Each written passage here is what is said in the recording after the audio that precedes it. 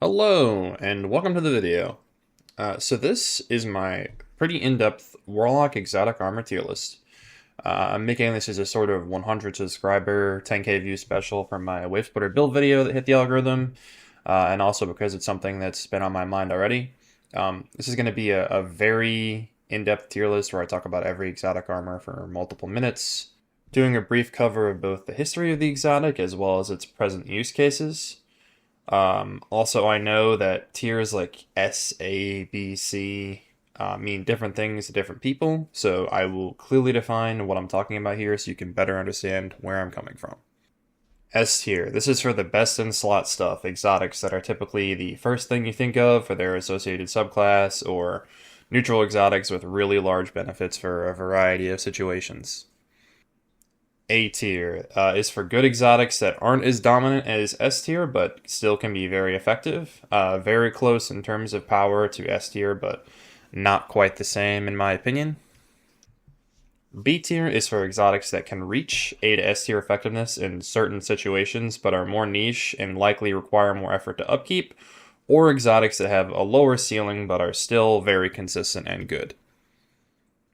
C tier is for exotics that are fine, not that great, but they might have a fun factor that boosts them above the lower tiers, even if their relative power isn't super high. Anything from C tier and above are exotics I wouldn't really blink twice at should I see someone running them in most content. D tier is for exotics that just aren't very good. They could be extremely power crept. This is also where exotics that are not that good and not that fun end up, but they have some redeeming quality keeping them from the lowest tier. F. This is for garbage. The worst of the worst. Exotics that don't have any reasonable use cases are likely completely power crept out of relevancy and or directly outcompeted by exotics that fill their niche much better. Then I have a couple of oddball tiers here. First up is PvP good. This is for good exotics that are relatively much more valuable in PvP than PvE, and they're good in PvP. PvP bad is for exotics that are still relatively more valuable in PvP than PvE, but they still aren't very good in PvP relative to other PvP exotics.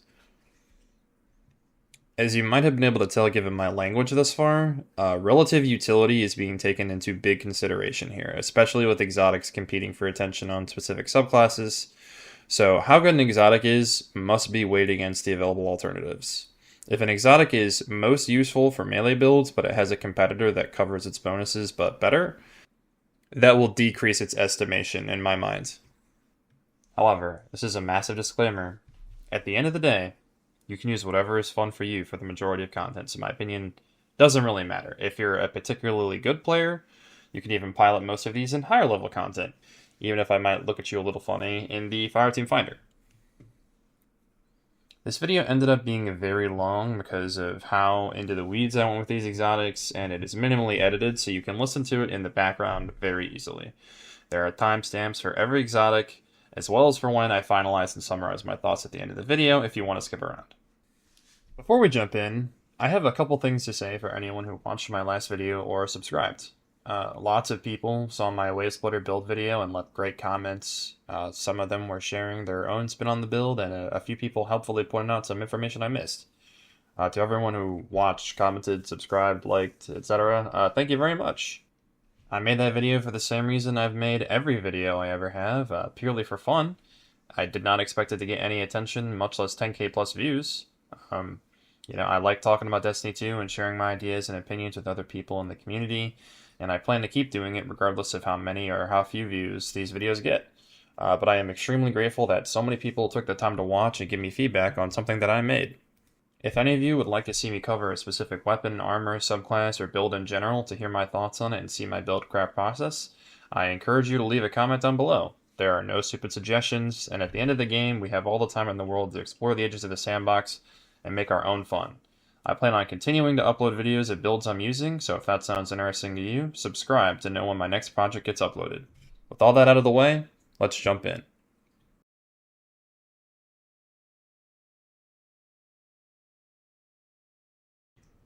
Starting off, we're going with Aeon here. I can't remember what the specific version of the Warlock. Is Aeon safe? I genuinely have no idea. Aeon is one of those exotics. It wasn't very good, and by not very good, I mean it was not used at all when it was introduced. Then they reworked it so that one of the 3 perks you could choose gave you ammo, specifically heavy ammo, and I think also special ammo. And that was used a lot in endgame raid content and GMs for a little while, but it's been many years since then, and this is a trend that you'll start to see. There's a couple other exotics that fall into this trap, that are just, it's not an effect that people need anymore. You've got better ways to generate heavy ammo. If you really need ammo in like a specific spot, Alethanim exists. I feel like that's the only one of those sandbox elements that has survived the new ammo system. So, yeah, I mean, Aeon is crapped. I'm really, the decision for me is it F or is it D tier? Because I don't know if it's completely unusable, but it's not good. That's for sure. And it's like, the other thing with Aeon is it's such a, you need to be in a fire team essentially with other people using it if you want to get the maximum utility out of it. And if you're just using it by yourself, there's only there's only so much content where you're really fiending for heavy ammo like that. So I think I will put it in low D for now, and I'll maybe revisit it because it has been heavily power crept. Apotheosis, or no, yeah, Apotheosis Veil. This is an exotic that's never been good, and it's never gotten a rework either, which is crazy. It's a Warmind exotic. It's been in the game since Season 3. Close to a decade now. It's just a weird one. So, like, the effect on this thing is... I'm going to pull up Dim and use, like, the compendium for specific information on these exotics. But it just... When you use your super...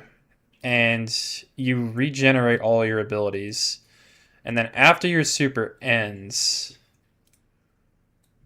you get a surge of grenade and melee energy for 8 seconds after super. The only usage this effect has ever had has been on Solipsism, the Warlock exotic class item, which I'll get to later, which obviously is not the actual exotic itself. And also, I don't think that's even really that good of an effect. That was kind of questionable at the time, and I feel like now has also been crapped. I feel like kind of unquestionably this is an F tier, because the number is like, it just doesn't do anything. In order for this exotic to work, it would need to have an actual neutral game, but it just doesn't. Like, it's a super exotic that doesn't boost your super at all, which is so weird. Like, there isn't a single other exotic like this in the entire game that works this way. It's strange and kind of odd that they never went back and revisited it. The next one, Astrocyte Verse, is going to PvP good. This is like my sleeper pick for the best Warlock exotic, and I think it's only slightly decreased in my estimation because they made the exotic perk that it gave to buff blink. They just made that the standard for all blink. So it improved, it reduced the time between blinks, it improved your blink distance, and it also like removed the radar penalty. All of those things I believe were just baked into a blink proper. So it doesn't have that unique effect anymore. Or maybe it does. I mean, either way, it's nice. I know technically, because they gave this thing essentially Void Ichryssage, which just improved it even more in my eyes. That's like a great movement utility option in PvP, where movement is often the most important thing you can be doing. And for some reason, the projectiles you release with that count as super damage. So you can use this with the 4-piece Iron Banner armor bonus, super cyclical, to get super energy back up to 30% if you get kills with it. This is basically only possible in PvE, And even there, it's not very good, which is why I'm not ranking this in PvE. It's not like that is a very, very, very niche thing that you can do in PvE, and also you have to be on Nova Warp, which is not the super you want to be on for Voidwalker in PvE unless you're just messing around. So yeah, I'm not ranking it in PvE. Good in PvP. Not really going to mess around with that too much. It's a solid PvP exotic. It's been good since it came out. It's still good, a little better even. So that's where that one lands. Next one, Ballidorse Wrathweavers. So this has a lot of effects. Number one is that it increases your super damage for Winter's Wrath by about 150%, which sounds crazy, and it is in terms of like relative to how much other super exotics buff your super damage. But it's not that good because Winter's Wrath is not that good. The other thing it does is when you use your super, it gives your allies Frost Armor and Stasis Weapon Surge, which is cute, I guess. It also refunds a little bit of super energy for buffed allies. And then when your super ends, you also get the Frost Armor stacks. And then it also has an effect with Frost Pulse, where using Frost Pulse gives you a Stasis Weapon Surge and max Frost Armor. And then you get some super energy for that. Like, the super energy gains are basically nothing on this thing. It's just like a nice little bonus. In terms of Stasis exotics, I don't think Ballidorse is the best, nor is it the worst. I've seen some arguments for, like, some people saying, like, well, you can use it to, like, one-shot champions and, like, negative 30 level content. And by one-shot champions, I mean you can one-shot overlords and barriers without needing to stun them, which is actually kind of nice. Funnily enough, it doesn't work on Unstoppables because they will have the resist for the first attack, so it will take 2. But Shatter actually stuns them, unlike the other 2. But like it's fine. The thing is, like, this is a very restrictive exotic. If you want to get the most out of it, you have to not only be running Shadebinder, but also you need to be running a specific aspect. And like the Frost Pulse, Frost Armor is not terrible, but they kind of gave this thing's effect to base Frost Pulse, so now it's a little redundant. I guess you could say that maybe makes it better because it's less restrictive. I want to put Ballidorse in C because I think it's definitely usable and decent. But it's not amazing, and I don't think it's the best option for a Stasis Warlock. All right, next up is Boots of the Assembler. These, I mean, this is an easy S.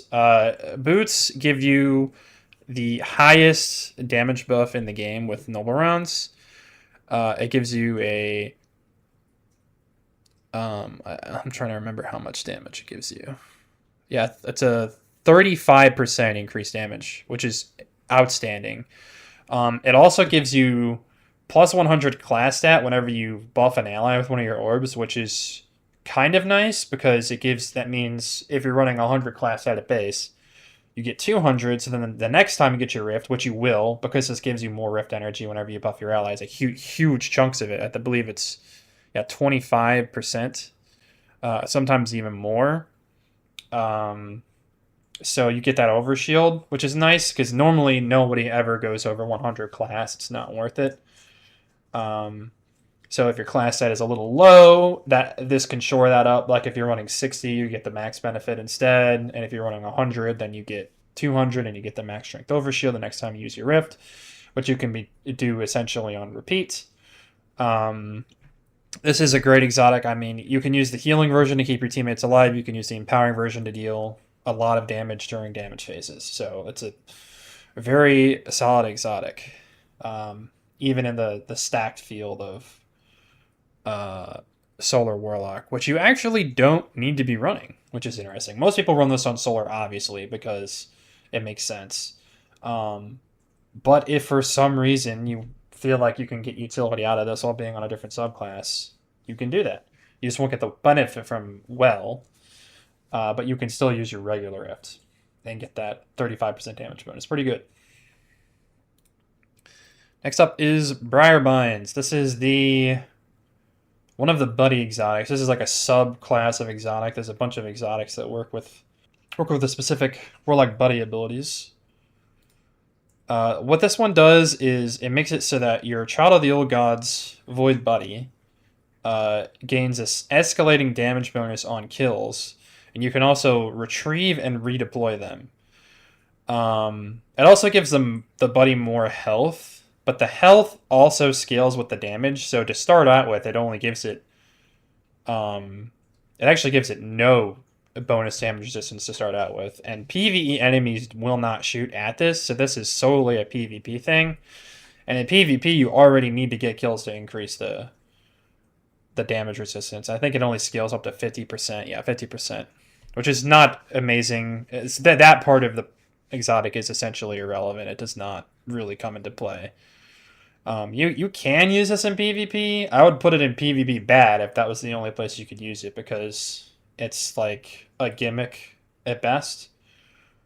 But in PvE, it's decent. It's not the best thing you can be running on Void, but it is fun, and it has a unique gameplay loop. This also got a little bit better when they gave Void Souls the ability to suppress on attach. Since you can retrieve them, you can repeatedly do this, which is decent. Suppress isn't the most relevant effect in the world in today's sandbox, but there are a couple niche applications where that is kind of a nice thing to have. You can use it to shut down Hive Lightbearers and a couple of other annoying enemies like Overload Champions, or just enemies that have abilities that they spam repeatedly. Not a terrible choice. So I think I'm going to put this like C tier. I could see an argument for moving it up to B. But it's, it's fine. It's not that good. It's not that bad. It's okay. Cenotaph. Boy. I hate this exotic so much. Cenotaph is an exotic that is literally designed for one situation and to do only one thing. It is for when you're using Divinity in your fire team.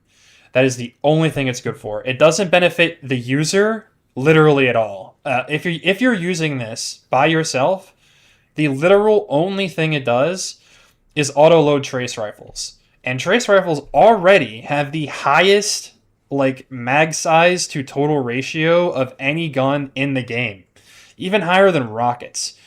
Trace rifles by default have 500 reserves and 100 per mag, meaning in order to fully mag dump them, you only need to reload a maximum of 5 times. The only situation where this is helpful is for maximizing Divinity uptime during raid DPS phases. That's it. The other thing it does is it has an ammo effect where you can mark a target, and if your teammates kill it, they get heavy and you get special. But if you kill it, you don't get anything. So you need your teammates to kill it for you. It's really just... It's hard to believe that the only exotic that Warlocks got for 6 months after this release was an exotic for when you're being a div bitch. It's a crazy, crazy thing to put in the game, and now it's power crept anyway. So no one uses it. It was marginal utility at best when it was first released, and now it's like an affront to God. The fact that this thing never got any sort of damage bonus like Peacekeepers or Lucky Pants for trace rifles so that Warlocks could have one of those weapon damage type exotics. There's another exotic that they fumbled the ball on for this as well. Now that we're moving on from that, Dawn Chorus. Okay, so Dawn Chorus is an exotic that has many effects. When you damage targets with Scorch, they give you melee energy on Scorch checks. You get a 40% chunk when you damage something with an ignition.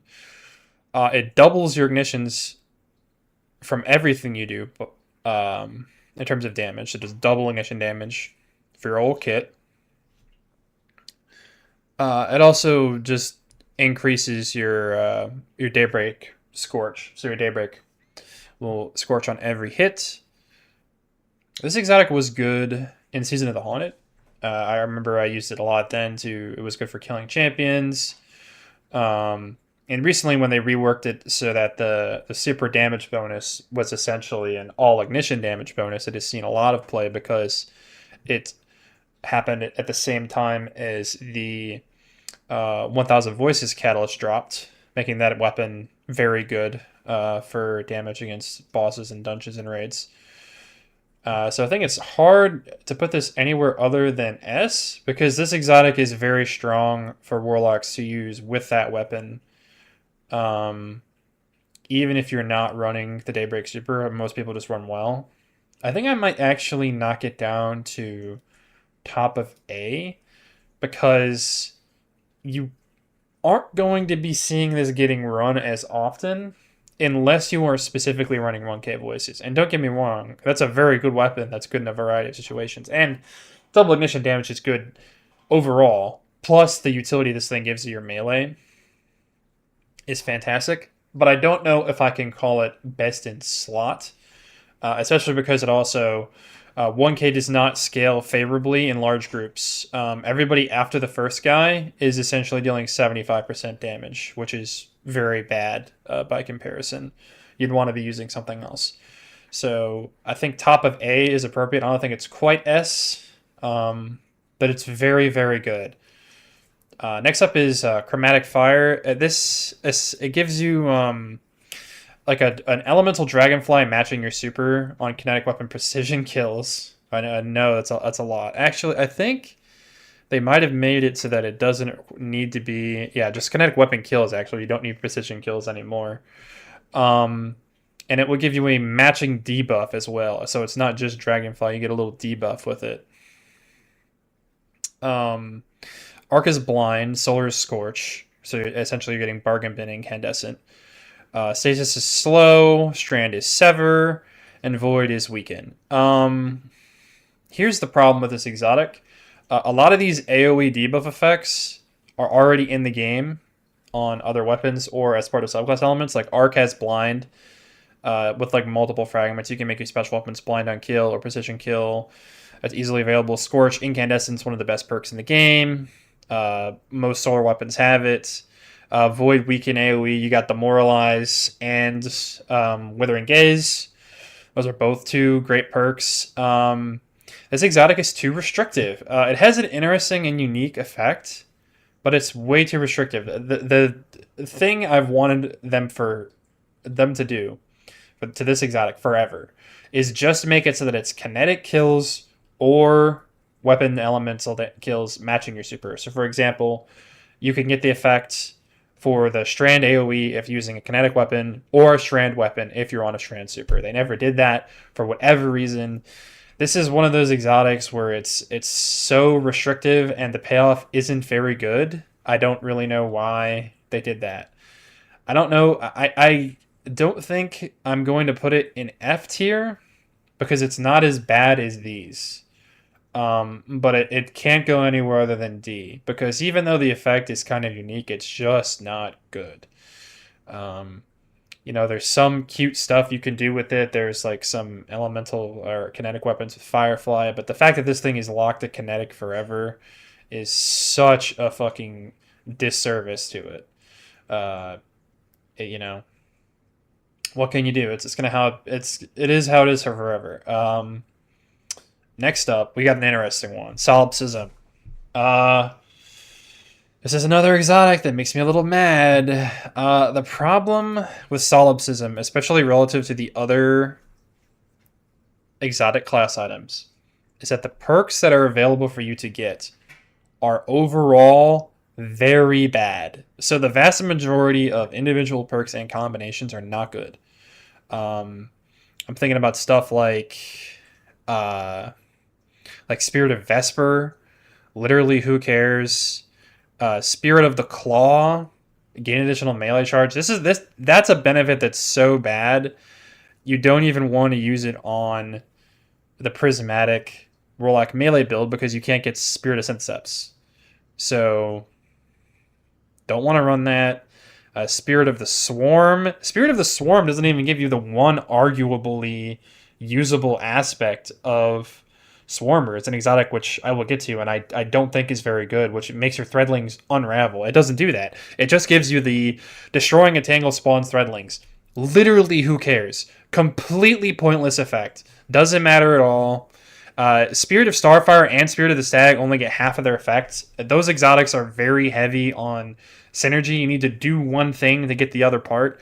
Like, for the Stag, you get the DR, but not the Rift Regen. And for Starfire, you get the grenades, but not the Rift Regen from grenade kills. So they're disconnected. You can't do anything with them. Like, Spirit of the Necrotic is just crept. And another problem with how this bond works is now, after Armor, I don't even know what we're on now, Armor 5.0, whatever, the armor stat rework most recent to the game, is a lot of these perks have, well, not a lot of them, all of them, their stat bonus is predetermined, or rather, their primary and their secondary stat bonus is predetermined. So, for example, Spirit of the Assassin is plus 25 health. You don't ever want a health stat in PvE. Not Apotheosis, Necrotic, for some reason, plus 25 health. Why? I don't know. I mean, plus 30 melee makes sense, yes. Plus 25 health, why? Spirit of the Filaments, not very good, even though it gives you the full effect of Secant Filaments, basically. We'll get to that later. Yes, I mean, like, Spirit of the Ophidian, it gives you the handling aspect, but that's like a PvP thing. The best perks on the Warlock exotic class item are perks from other subclasses exotics. That's the biggest sell for this thing. I feel like Solipsism was underpowered relative to the other two Warlock exotic, or the other two exotic class items when it released, and now especially, I really don't feel like running it. I can't remember the last time I ran this on Prismatic. And Prismatic Warlock is still very good, but people just aren't using this. The number of viable combinations are very low. I remember back when it first came out, the biggest one was Spirit of the Star Eater plus Apotheosis, so that you can get like extra super damage. But then they gave Metiodoxia, like a Thunder Crash effect for Needlestorm, and everybody forgot about that. So, you know, I'm trying to think, like, what is the best use case for this thing nowadays? There's like two use cases. One is Star Eater Nova Bomb. Okay. Not that good again because of Needlestorm and Metiodoxia. And the other is running Syntheseps and Inmost Light, or I guess Necrotic. Probably Inmost Light, though, because of the stats. For a Warlock Lightning Surge Prismatic build. But because of what has happened to Warlock melee abilities since the final shape, namely that a bunch of other subclass options have been buffed, I don't think that the Prismatic version of the Lightning Slide build is that ahead of other builds. I think it's even, if not slightly worse. I mean, you get 2 charges of your Arc melee on Arc Warlock now, and you've got better aspects to work with. Obviously, you're missing out on Devour, but who cares? Void Warlock got Soul Siphon. There's some stuff that I'll talk about with Winter's Guile later that you can do with Solar Warlock. Strand Warlock already had Metiodoxia, which isn't really a melee exotic, but it gives you some extra utility on your melee. So, like, honestly, I feel like I'm putting Solipsism in D. I know it's crazy to say, but I just can't.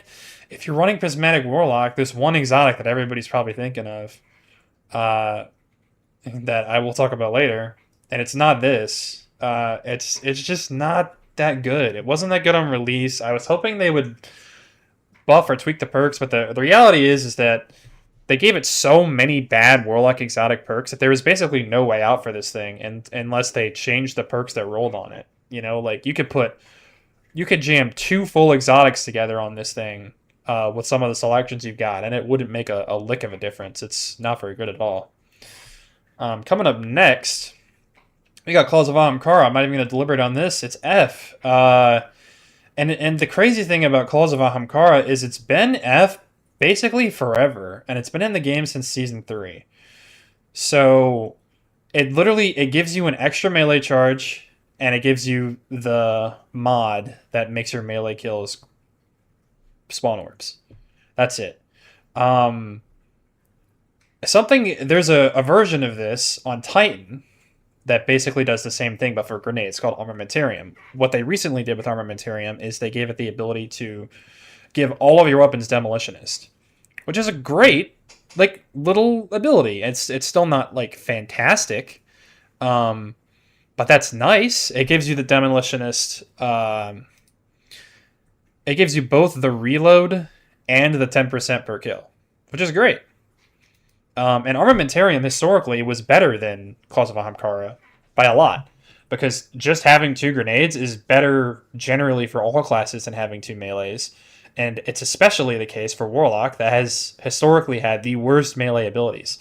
Now, when Warlocks have the strongest melee abilities, this thing gets completely mogged by Winter's Guile. Like, why would you ever run this? I think the most relevant use case for this thing was for the less than 2 weeks after Beyond Light launch that Shadebinder was really busted, and the Penumbral Blast Warlock Stasis Melee was really good in PvP. But nowadays, I mean, aside from the fact that that subclass has been nerfed 17 ways since Sunday, when you spawn into a PvP match, if you have an ability with multiple charges, you only get 1. So if you're going to be using your melee a lot, I feel like you don't really need an extra charge. You want to get your uptime up. So that's not what you use this for. This thing is terrible. It's really, really awful. It's never been good. It's a shame that they never went back and reworked it. I kind of wish that they would have folded it into Winter's Guile. And by the way, Winter's Guile with this exotic's entire effect added onto it, it wouldn't even buff it by that much. It would be better for sure, but it wouldn't be that much better. So yeah, it's really bad. Always been bad, and now it will be bad forever, unfortunately. It's like a Destiny 1 tier exotic perk. Next up, Contraverse Hold. This thing was good when it first came out. When Handheld Supernova one-shot in PvP, it was mostly a PvP exotic. Gave you a sizable damage resist that was eventually nerfed, and grenade energy refunds. And then after they nerfed the hell out of that build and this exotic both, it faded into obscurity for years and years and years, until very recently they just added they did a simple little change. They made it so that it automatically gives you the ability for your grades to weaken. So essentially you don't have to run the fragment that does that, which gives you 2 things, essentially. 1, an extra fragment slot, and 2, plus 10 grenade stat, because that fragment reduces your grenade stat by 10. In combination with what it already did, giving you a chunk of grenade energy back on hit, and the rework of Chaos Accelerant, this thing became very good. Now, is it like A tier good? No. I think it's like mid to high B tier. The main utility draw for this exotic is that it allows you to maintain high grenade uptime when you aren't killing anything. Like, obviously, if you're killing things on Voidwalker, you're getting massive chunks of grenade energy back because of Devour. And that's if you aren't building into grenade energy in any other aspect of your kit. If you're just doing Devour, Devour will keep your grenade up very often. But if you're using this thing to chunk heavy enemies with something like Handheld Supernova, you can get like 3 or 4 grenades off without needing to kill a single enemy. So in that situation, it's pretty nice. It's a nice safety, like, baseline exotic to have that is going to have utility for you without you needing to do anything special at all. It gives you a little more fragment flexibility, automatic weaken, so you don't have to worry about it, and just more grenade energy, which is something that you never will scoff at if you're on Voidwalker, because, you know, your grenades are a huge part of your kit. So overall, pretty good. Crown of Tempests. Crown of Tempests is in a weird thruple with it, Fallen Sunstar, and what's the other one I'm thinking of? Stormdancer's Brace, where there are like 3 exotics that should be 2 exotics. And what I mean by that is that there's a lot of overlap between all 3 of them, and I don't think there needs to be 3 of them. Crown of Tempest's main draw is that it can be used on Prismatic, since it works on, if you have any arc ability at all, you can use them to trigger it. And they also gave it the ability to trigger on Jolt. And it's more useful on Prismatic because Prismatic has less inherent ability regeneration, even though you have Transcendence. That being said, there is an arc-themed exotic that you're running for most Prismatic builds, and it's not this. I'll put it into C tier because it gives you a little bit of marginal utility and makes your Storm Trance super last longer. You can get your abilities back a little bit quicker, and they also gave it the ability. They did this with a couple exotics where they gave it a bonus effect for a specific aspect. Now it spawns a Storm Grenade when you deploy an Ionic Trace, which is like a nice little bonus, or sorry, an Ionic Sentry, which is a nice little bonus. But is it something I'm using this exotic for to get like a slightly more effective Ionic Trace, like an Ionic Sentry? Ionic Sentry is already much more effective than a Storm Grenade, than a single Storm Grenade. It's a grenade. It counts as a grenade, so it scales with your grenade stat. It sticks around, it blinds, it repeatedly racks up Bolt Charge for you, generating Ionic Traces the whole time. So it's like, do I really need a little extra more damage on the area of impact when I throw this thing? I don't really think so.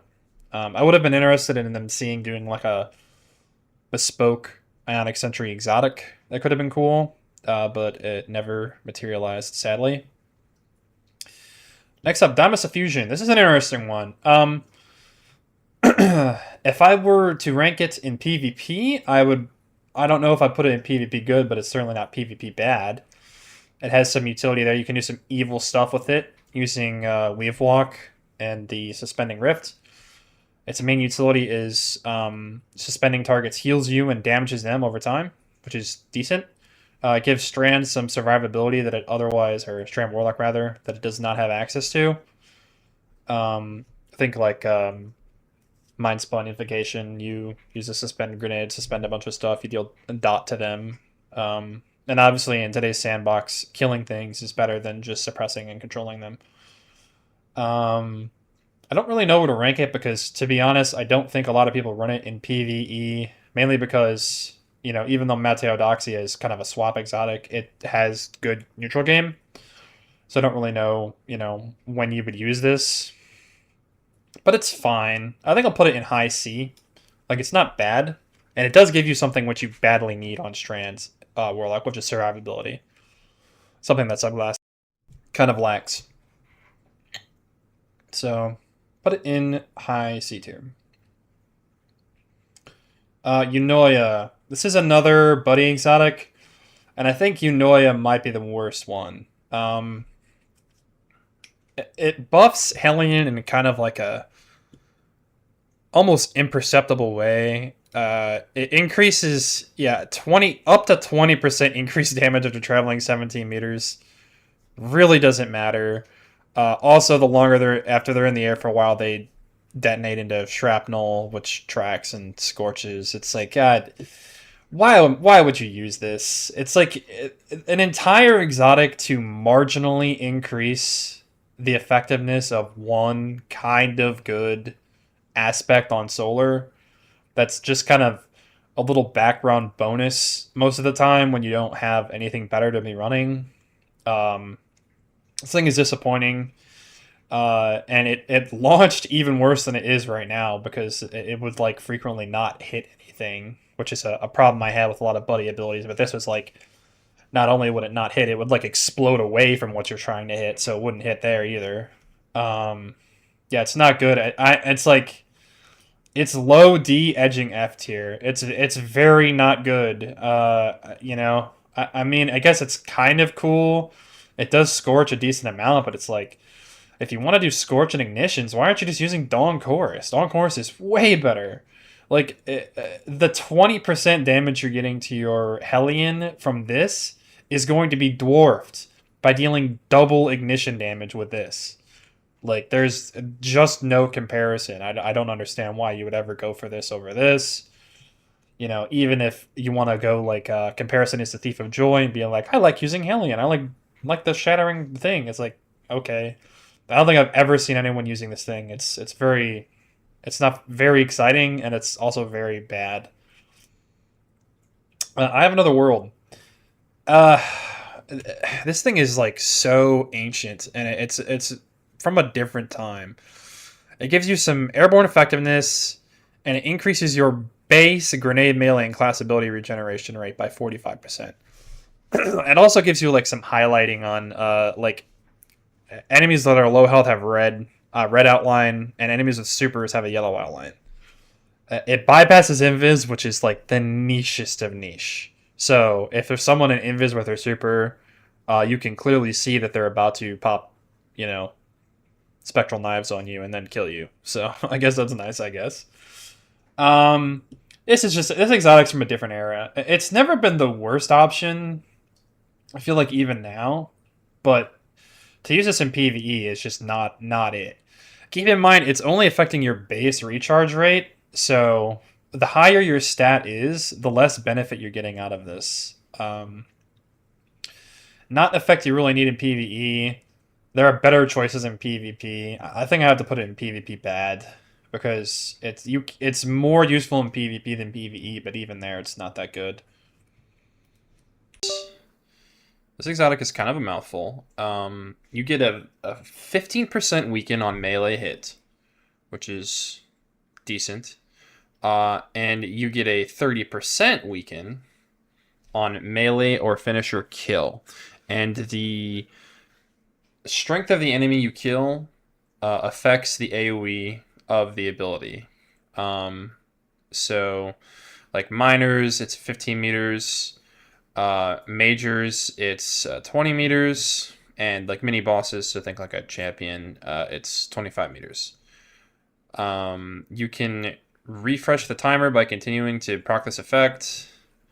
The problem with Felwinters is that it's just not the best melee Warlock melee build option. Even if you're going for damage, like it is kind of a unique effect. I know that I believe this has had some niche applications for certain low man DPS rotations because of how finishers work. There are some finishers that will launch enemy corpses, which will allow the weakening explosion to be applied at range. I think some people use this for like witness or whatever, solo witness, maybe. But obviously that's not something you're really doing in normal gameplay. So it's kind of hard to rank this one. I always felt like Felwinters was on the cusp of becoming really good. I thought when Prismatic come out, it might have a time to shine. I thought they would have maybe put it on Solipsism, the exotic class item, but they did not.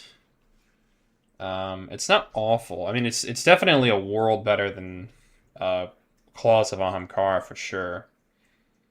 But it's not very good either.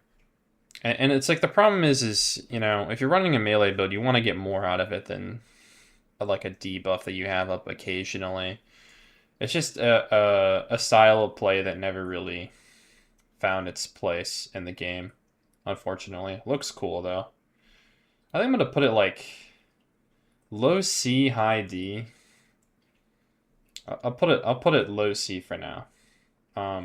Because I definitely feel like it's not awful. There just aren't a whole lot of situations where I'd want to run it, mainly because I feel like Warlock melee builds are a little niche. Next up, Geomag Stabilizers. I don't even need to think about it. It says an easy S, but I will explain why. So these boots do the best thing you can do for a super exotic. They give your super better uptime, and they give your super better damage. Now, the super doesn't directly increase the damage of Chaos Reach. Rather, if you keep hitting things with it, you double the duration. The other thing it does is collecting Ionic Traces gives you 4% Chaos Reach super energy. You can stack this with a bunch of different effects. There are, because of the way that Ionic Traces work, unlike basically every other elemental pickup, Ionic Traces do not have any kind of internal or global cooldown. You can keep creating them as long as you keep meeting the condition to make them. So you can take something like Delicate Tomb. There's a couple of fragments on Arc that create Ionic Traces under certain conditions. You can get something like Electrostatic Mind on Arc Warlock. And then the Luminopotent 4-piece bonus set for more Ionic Traces. And you can combine all that and get your super in literally 20 seconds repeatedly, very easily in PvE content. And Chaos Reach is a good super. It's not the best in terms of actual DPS and total damage. It's up there, but it's not the best for sure, especially when it comes to DPS. But it's mitigated by the downsides are mitigated by the fact that it's a super that you can have up basically as often as you want it. Even in high level content, if you're not getting a lot of kills, you can run Cold Heart if you're down bad to generate super energy just by dealing damage. It's the most accelerated super build in the entire game. You're getting like massive 15% chunks of your super per Ionic Trace or something crazy like that. So I think it's closer to like 10%, but that's still nuts. It's really good. Arc subclass in general has very strong neutral, so you're not missing out a lot. This thing also has like a bolt charge gaining effect. If you have 5 stacks of bolt charge or more, if you sprint, it gains bolt charge. This is a rework of the old effect where you could sprint to top off your super that they removed because it became degenerate in PvP as a counter to stasis during the Beyond Light meta. The Beyond Light meta, as an aside, was really, I feel like, that whole year was when Destiny Crucible really went past a point of no return and basically was cooked in terms of balance from then on out. Stasis and the things that arose to try and counter stasis during that time just really fucked the whole game up, for lack of a better phrase. But yeah, Geomags, that's an S tier. Easy.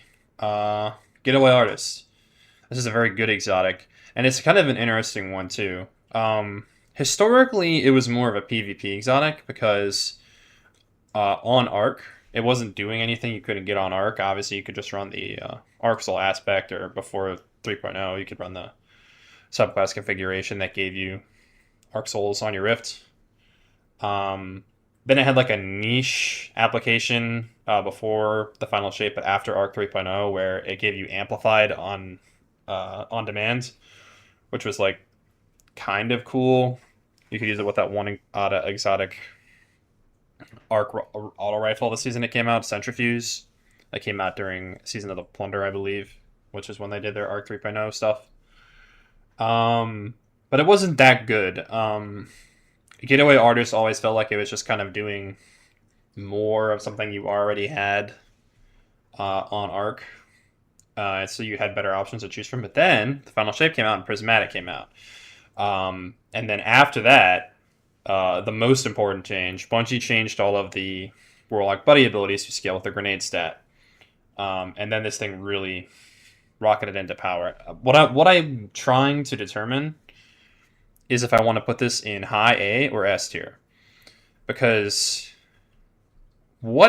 Getaway Artist, I don't know if it's S tier on its own. It's part of an S tier build, but it's not like Getaway Artist itself is doing much other than just giving you another buddy. Like the grenade energy bonus that you get from it doesn't even stack when you have Devour active, and you're 1,000,000% using Devour with this thing on Prismatic. So I don't really know. I'll put it top of A, because yeah, right next to Dawn Chorus, because I don't know if it's so strong that it should be S tier, because you basically need to be using it on Prismatic. If you're using it on Arc, there's no point. You'd be better off just running other stuff. But on Prismatic, it's obviously very good. It basically lets you play the game, or rather, the game plays itself. You run this with a couple other buddies, Bleak Watcher, Hellion, Devour, whatever. You've got a lot of options. And then you sit behind the lightsaber, and whatever. Truth be told, I don't really like that playstyle. I think it's kind of boring. But I would rather have like a boring but good series of buddies than a bunch of bad and boring buddies, I guess. Karnstein Armlets. They give you these things give you restoration on melee kills. I think that's literally all they do. This is like just an incredibly outdated and power crept exotic. I actually have used it a little bit because you can do some evil PvP stuff with this. If you have 200 melee set, you can 2-tap with the glaive.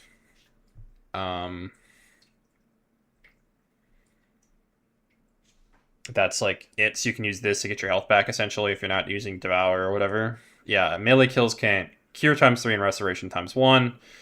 It also gives it on finishers, cure ×3 and restoration ×2. I'm telling you, no one is using this in PvE.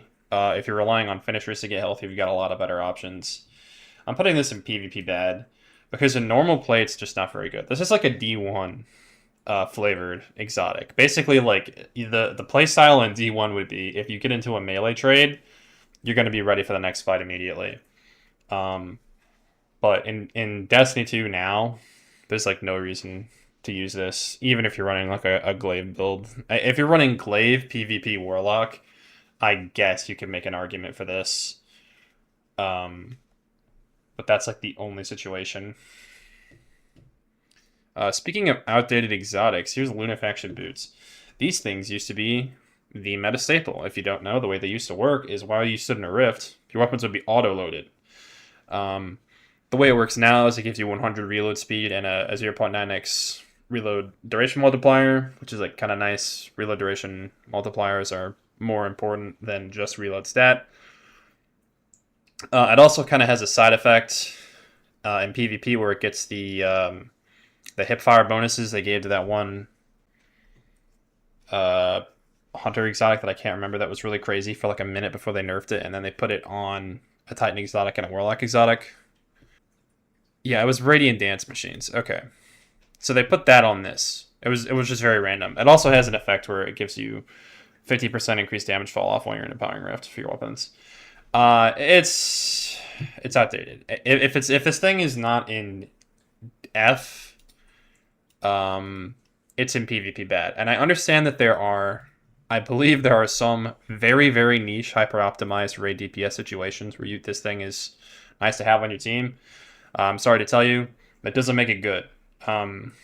Having something be useful in the nichest of niche does not make an exotic good in my eyes. I'm thinking about like general to lower endgame content level play for most of this stuff. So, if Aegis is using this shit to 2-mana raid, I don't really care if it's good for specific situations. It's not very good. I mean, it has like the hipfire thing, but like that got nerfed so bad. I don't see anyone running these really at all. So it's either going F or PvP bad. So I guess PvP bad. It's like the same thing. Mantle Battle Harmony. This is an interesting one. So if you get kills with weapons matching your super, you get additional super energy. And then when your super is charged, kills or sustained damage give you 4 stacks of a subclass matching weapon surge. It also gives you that surge after using your super for 10 seconds. Oh, it actually has it. Look at this. It has an extra effect. When you've exhausted your super, matching elemental weapons damage temporarily causes explosions around the target. I guess this is like actually not terrible for boss damage situations, even though most people would rather use Sanguine.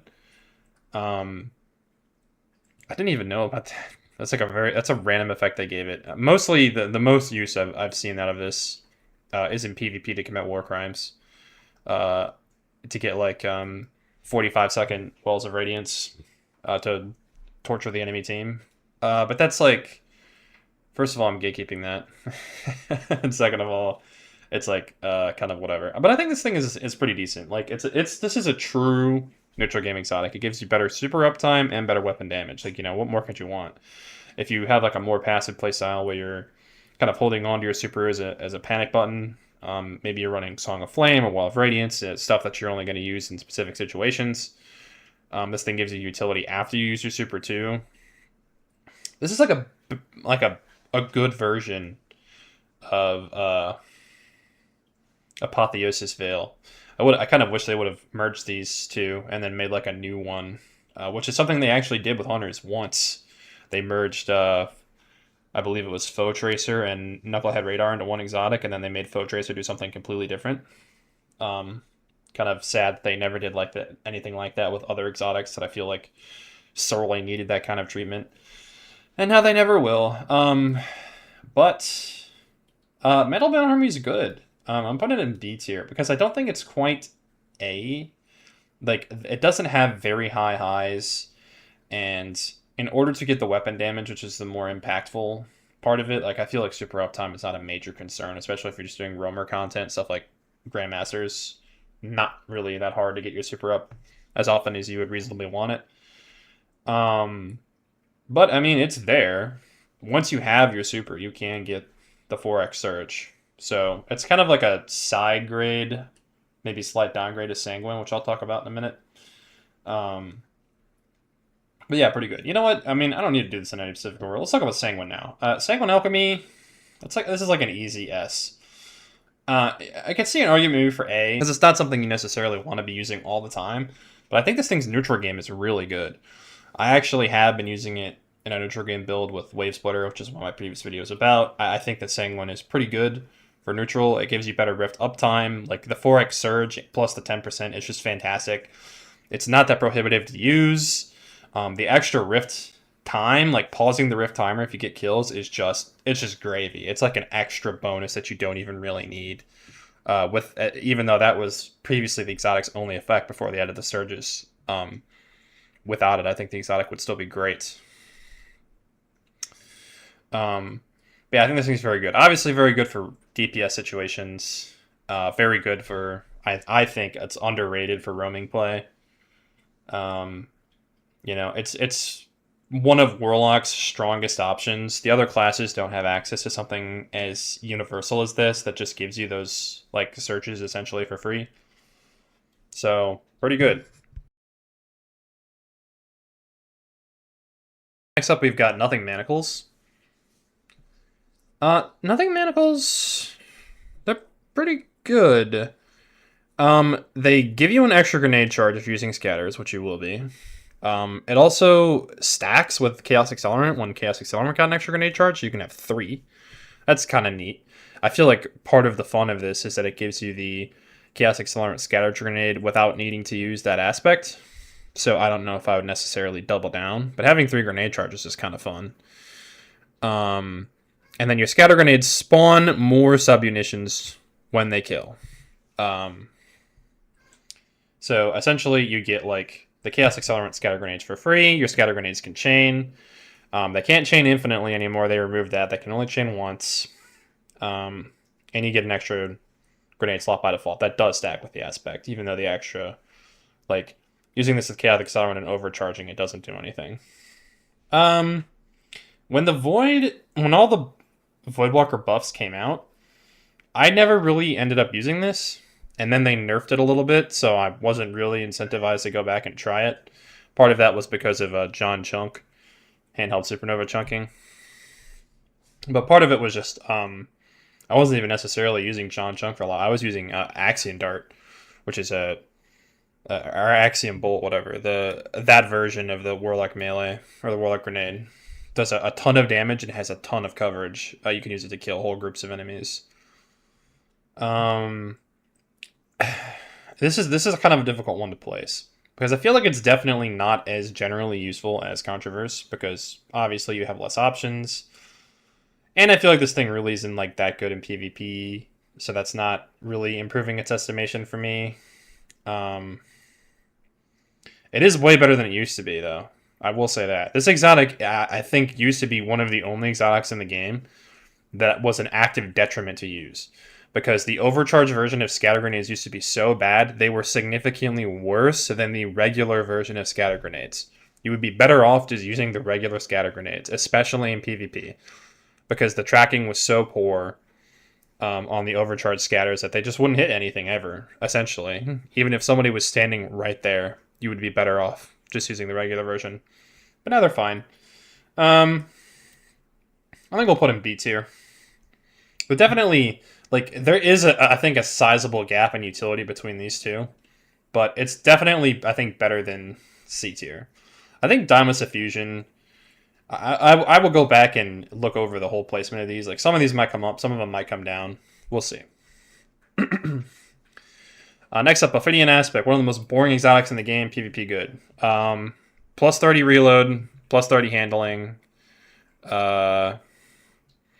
plus 10 AE, sorry, 35 reload, 35 handling. It used to give you more melee lunge, but they got rid of it when they standardized all of that.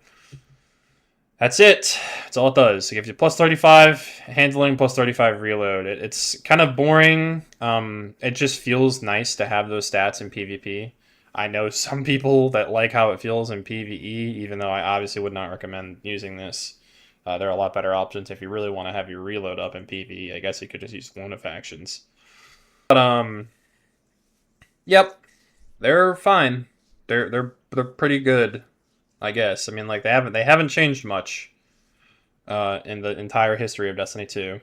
I think, as a matter of fact, they've just been nerfed, which is kind of crazy to think about, that they've been nerfed since they came out in Curse of Osiris in like 2017, and now today they are still one of the best Warlock PvP options. I think it kind of speaks to a lack of Warlock PvP exotics, if I'm being honest.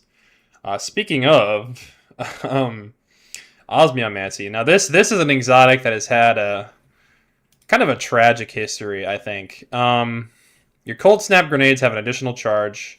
They recharge quicker when you freeze things, and the Seeker travels farther. I can tell you this. When this exotic first came out, it was good, but not for the reason you might think. Nobody was using it with cold snaps. They were using it with cold snap grenades so that you could get an extra Bleak Watcher charge. Because back then, Bleak Watcher was so dominant in endgame content because we could not simply walk around and kill everything and be invincible with all sorts of damage resist. If I remember correctly, this is before even the resilience rework, so before everybody could spec into essentially having 40% DR all the time. This thing was mandatory when you were running Grandmaster Glassway. To have this to lock down the endless waves of wyverns and overload minotaurs that were breathing down your neck that would kill you as soon as they got a shot on you. But no one was using the other half of the effect. People did use the other half of the effect in PvP, and it has been nerfed repeatedly since then. I can't even be too mad about it, obviously, even as a biased Warlock man, because getting frozen by something that you seemingly can't escape kind of sucks. And that's literally what this did. It just like with all other stasis abilities, it took the controller out of your hands. So I don't think people really use this in PvP anymore. They significantly reduced the energy gains as well as the effectiveness of the tracking. So at this point, it's like the amount of marginal utility you're getting using this over just using regular cold snaps is like pretty low. Yeah, not fantastic. And in PvE, we'll talk about this one next. They actually added a Bleak Watcher exotic, so people don't use this for Bleak Watcher anymore. Even if Bleak Watcher was top meta in endgame, which it is not. So it's just kind of completely fallen by the wayside. I think I'm gonna put it low D. It's definitely like, first of all, we'll put this here. Like we'll do a little inner tier rearranging. It's definitely better than Chromatic Fire and Aeon. It's like, it's not awful. In PvE, it's like, if you are able to repeatedly freeze a bunch of mini bosses and stuff, you essentially have an infinite grenade uptime and can keep refreezing anything. But then the question you have to ask yourself is, how much better am I doing with this than I would be with just using like Bleak Watcher and Chill Clip or whatever. Speaking of Bleak Watcher, here comes Rimecoat Raiment, the Bleak Watcher exotic. So this does a few things. Number one, it increases your range on your Bleak Watcher. It creates stasis crystals around your Bleak Watcher when you cast it, and it makes like a rift that isn't a rift, a stasis storm on your Bleak Watcher. And if you stand in it, you get stacks of a buff that when you fire at enemies, hits them with slow stacks. There are people who swear by this exotic. For the life of me, I don't understand why. The only thing I can imagine is that this exotic gives you access to a very safe, very control-heavy playstyle. You're in your Icy Fortress. You're able to slow things by shooting at them with any weapon. So there's a lot of situations where this is applicable. I can think of one in specific, the EDZ Defiant Battlegrounds GM Alert with the negative 50 power level, and there's overload champions on top of these pillars that are so fucking impossible to kill. It's super annoying to deal with them. This is a great exotic for that situation. Obviously, because it has to do with Bleak Watcher, you can also use it on Prismatic. It's not like markedly better on Prismatic, but I think Prismatic is in general is just better than base Stasis Warlock, so that's like a consideration, I guess. I haven't used this very much. I feel like I just kind of, by the time this came out, which I believe was Season of the Witch, I just don't, I couldn't find myself in a situation where I wanted to be using Stasis Warlock anymore. I was on to more powerful stuff. So while this is actually a pretty good exotic and one of the better buddy exotics, it's kind of attached to a playstyle that I just don't think is that strong anymore. That being said, I think I'm gonna put it like at the top of C, and I feel like this area of C might get bumped up to B depending on where we land at the end here. But it's not a bad exotic, that's for sure. It's decent. It's just kind of a limited playstyle. Next up, Phoenix Protocol. This is just an F. I don't really know what else to say. Like, this exotic is so corrupt. This is just one of those exotics that has been completely power corrupt out of what we consider to be good in the game at this point in time. And they never got around to changing it. Essentially, getting kills and assists in your well refunds super energy up to 50%. That's it. It essentially halves the cooldown of your well. Unfortunately for this exotic, they put a perk basically as good as this on an armor 4-piece. Super cyclical, the Iron Banner 4-piece, does what this does. It's capped at 30%, not 50%. And if you have someone get assists while you get kills, you can actually get an 80% super refund while using this thing. But I'm telling you, there isn't a single situation in this game at this point where you need to be well training like that. It is not super impactful. You can, with the artifact, your super acceleration can be so insanely cranked that you're getting your super up in 2 minutes, 1 minute, 40 seconds in PvP. So if you can do that in PvP, you can bet that you can do that in PvE. It's so incredibly corrupt. This thing would have needed like a complete rework. To completely change the way your well works or something in order to be viable in today's sandbox, but unfortunately, it never got it. Next up, Rain of Fire. If you remember earlier when I was talking about Cenotaph, this is the other weapon exotic that pisses me off. This was Bungie's first real chance to give exotic Warlocks a weapon-type exotic, and they fumbled the ball. It's just like a random set of benefits. I mean, like, there's no cohesion to this at all. I'll just read it out for you. Passively gives you 30 AE to fusion rifles and LFRs. Okay, who cares? If you get kills with fusion rifles and LFRs, you get Radiant. Fine. Air dodges reload all your equipped weapons from reserves. For some reason, this includes Weave Walk, not just Icarus Edge. Just like Lunafactions, I bet there are some niche damage rotations where having an air dodge instant reload is kind of a nice thing to have. I'm telling you right now, I don't care. When this exotic came out in Season of the Haunted, it was not that great because that season's artifact had the ability for you to get Radiant by doing neutral gameplay stuff. Nowadays, this effect is laughable. There's so much you can do to get Radiant for free. There are 2 artifacts that have the perk that gives you Radiant for getting solar precision hits.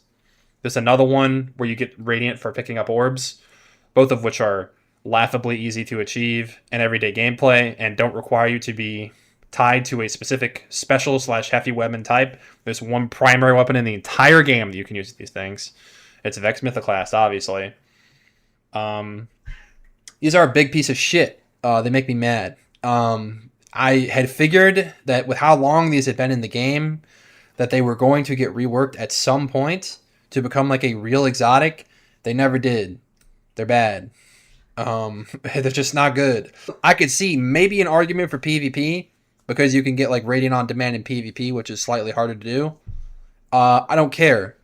Hunters have a dodge they can do that with, and they're running around with Slice, Aggregate Charge, Rufus's Fury, lasering me to death in 0.4 seconds. And they don't have to use this stupid shit in Vex Mythoclast to do it. So it's bad. It should feel bad. I don't like it. Kind of a similar trend for this next one. I'm not mad at you, Secant Filaments. I'm just disappointed. This exotic is a familiar tale. It's crept. It wasn't even that good when it launched. And now, not only is it crept, it doesn't even really work anymore. So basically, if you have a Void Super and you use Empowering Rift, you get Devour on cast. Okay. If you deal damage in the Rift, you stun Overload champions. Guess what? That doesn't work anymore. And they give inherent breaker types to every weapon anyway, so not relevant. I mean, it was irrelevant a year or two ago, but now it's like incredibly irrelevant. And it also gives you the effect. This is like the only kind of useful effect on this thing. While you have Devour, you get class ability energy on kills. Unfortunately, because of Volatile Marksman, the perk on the Tablet of Ruin that I use for my Wave Splitter build, and that is extremely strong for all Void builds in general, really invalidates this exotic. You can literally loop Sanguine with just Volatile Marksman and hitting crit to the Void weapon. Like, as in, you will have your next Rift up before the first Rift expires, without getting any time extended at all. You can get a Rift more than every 15 seconds with just having 100 class stat. Yeah, this thing is like, I could see an argument for PvP. When this came out, I actually used it in PvP and not really PvE, because the Devour on Demand was kind of nice. I was using it with the Vow the Disciple raid exotic, actually, which was never really meta, but when you have a Void buff, it autoloads, so it was kind of fun to use. Yeah, I mean, I gotta put it in F. It's better than the rest of this Drek, for sure. If not for anything else, then Devour on Demand is kind of nice, since they got the ability, rid of the ability for Warlocks to eat the grape, eat their grenade, and get their Devour up. So, you know, there's something there, I guess, and the class ability energy on Devour is kind of nice, but, you know, it's very whatever. Continuing the trend with disappointing Void exotics that never realized their full potential. Old ass exotic, Skull of Dire Ahamkara. They added one final rework to this thing. The way Bungie have treated Skull of Dire Ahamkara over the years has severely annoyed me. They've been dancing around the obvious thing that everybody wants for this thing, which is to turn it into Nova Bomb Celestial Nighthawk.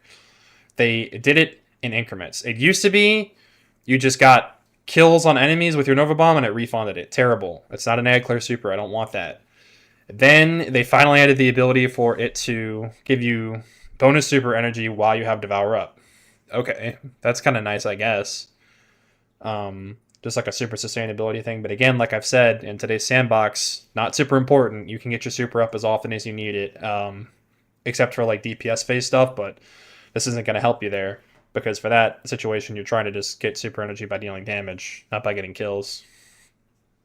Then, with the final update in Monument of Triumph, they added in like a special little function to this thing that I thought sounded really cool. They gave it essentially like a Nova Bomb timing minigame. So after you use Nova Bomb Cataclysm, you get an extra Nova Bomb.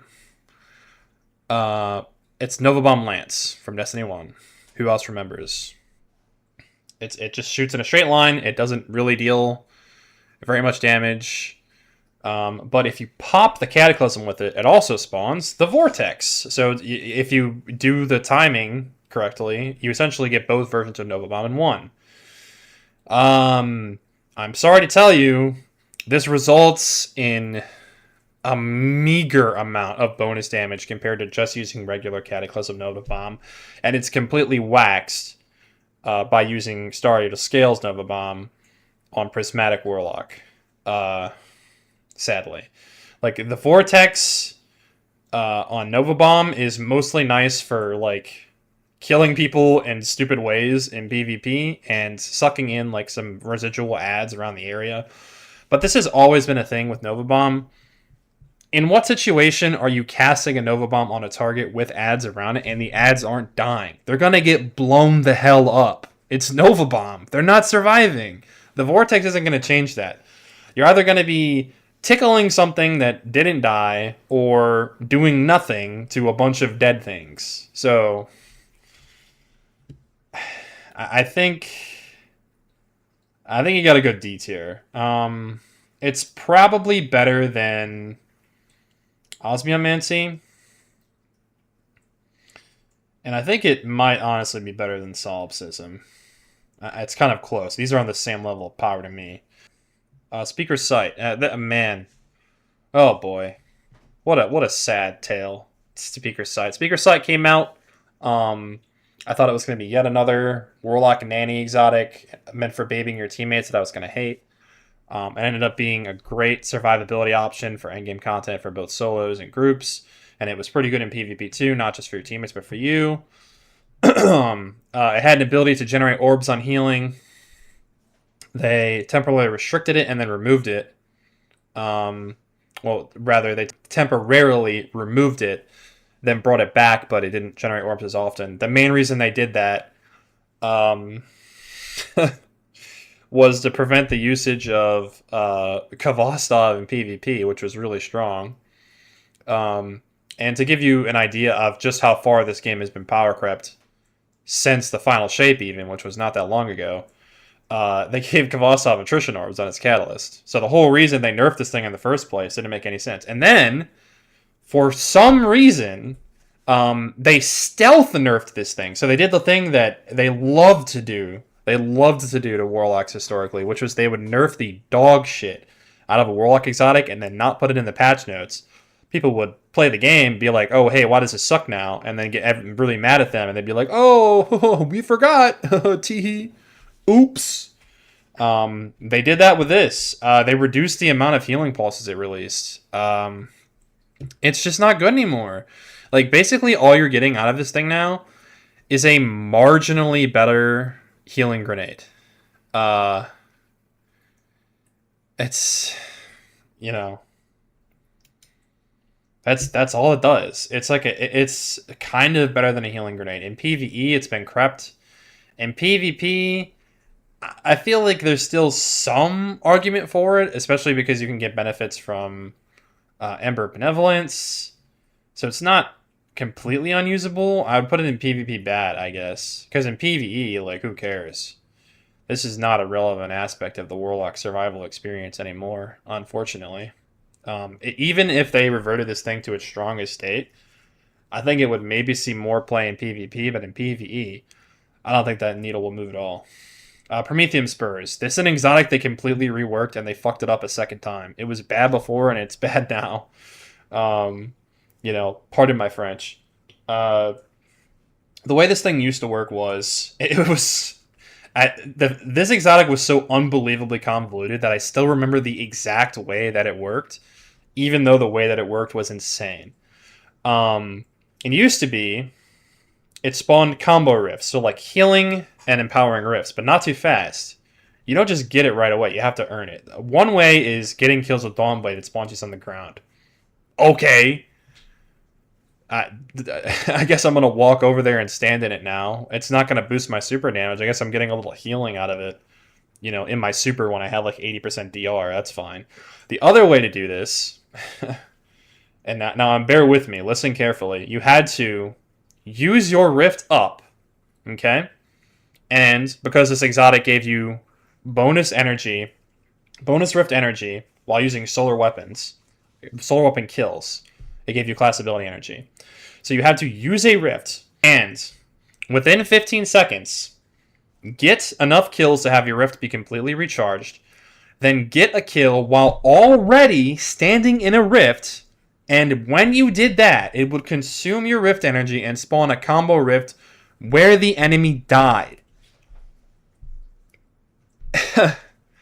If you're thinking to yourself, that sounds insane. How would anyone ever use that effect? The answer is no one ever did. And for years, this exotic was completely unused.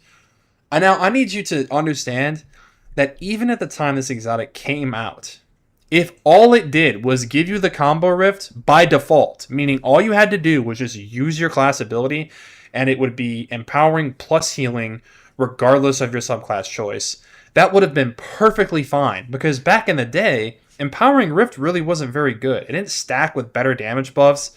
It wasn't really relevant in PvP. It's still not really relevant in PvP.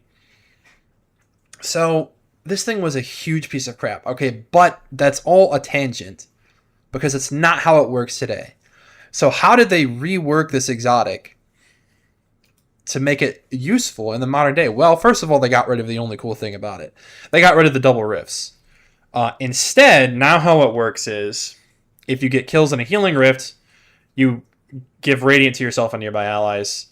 And if you get kills in an empowering rift, you get cure for you and nearby allies. And you get both of those effects on daybreak kills. You also get class ability energy on weapon kills, and it doesn't need to be solar weapon kills, but you do need a solar super equipped, which is really funny. Yeah, you know, like these things would have been great on Stasis Warlock. These things fucking suck. I don't know what else to tell you. They're really bad, man.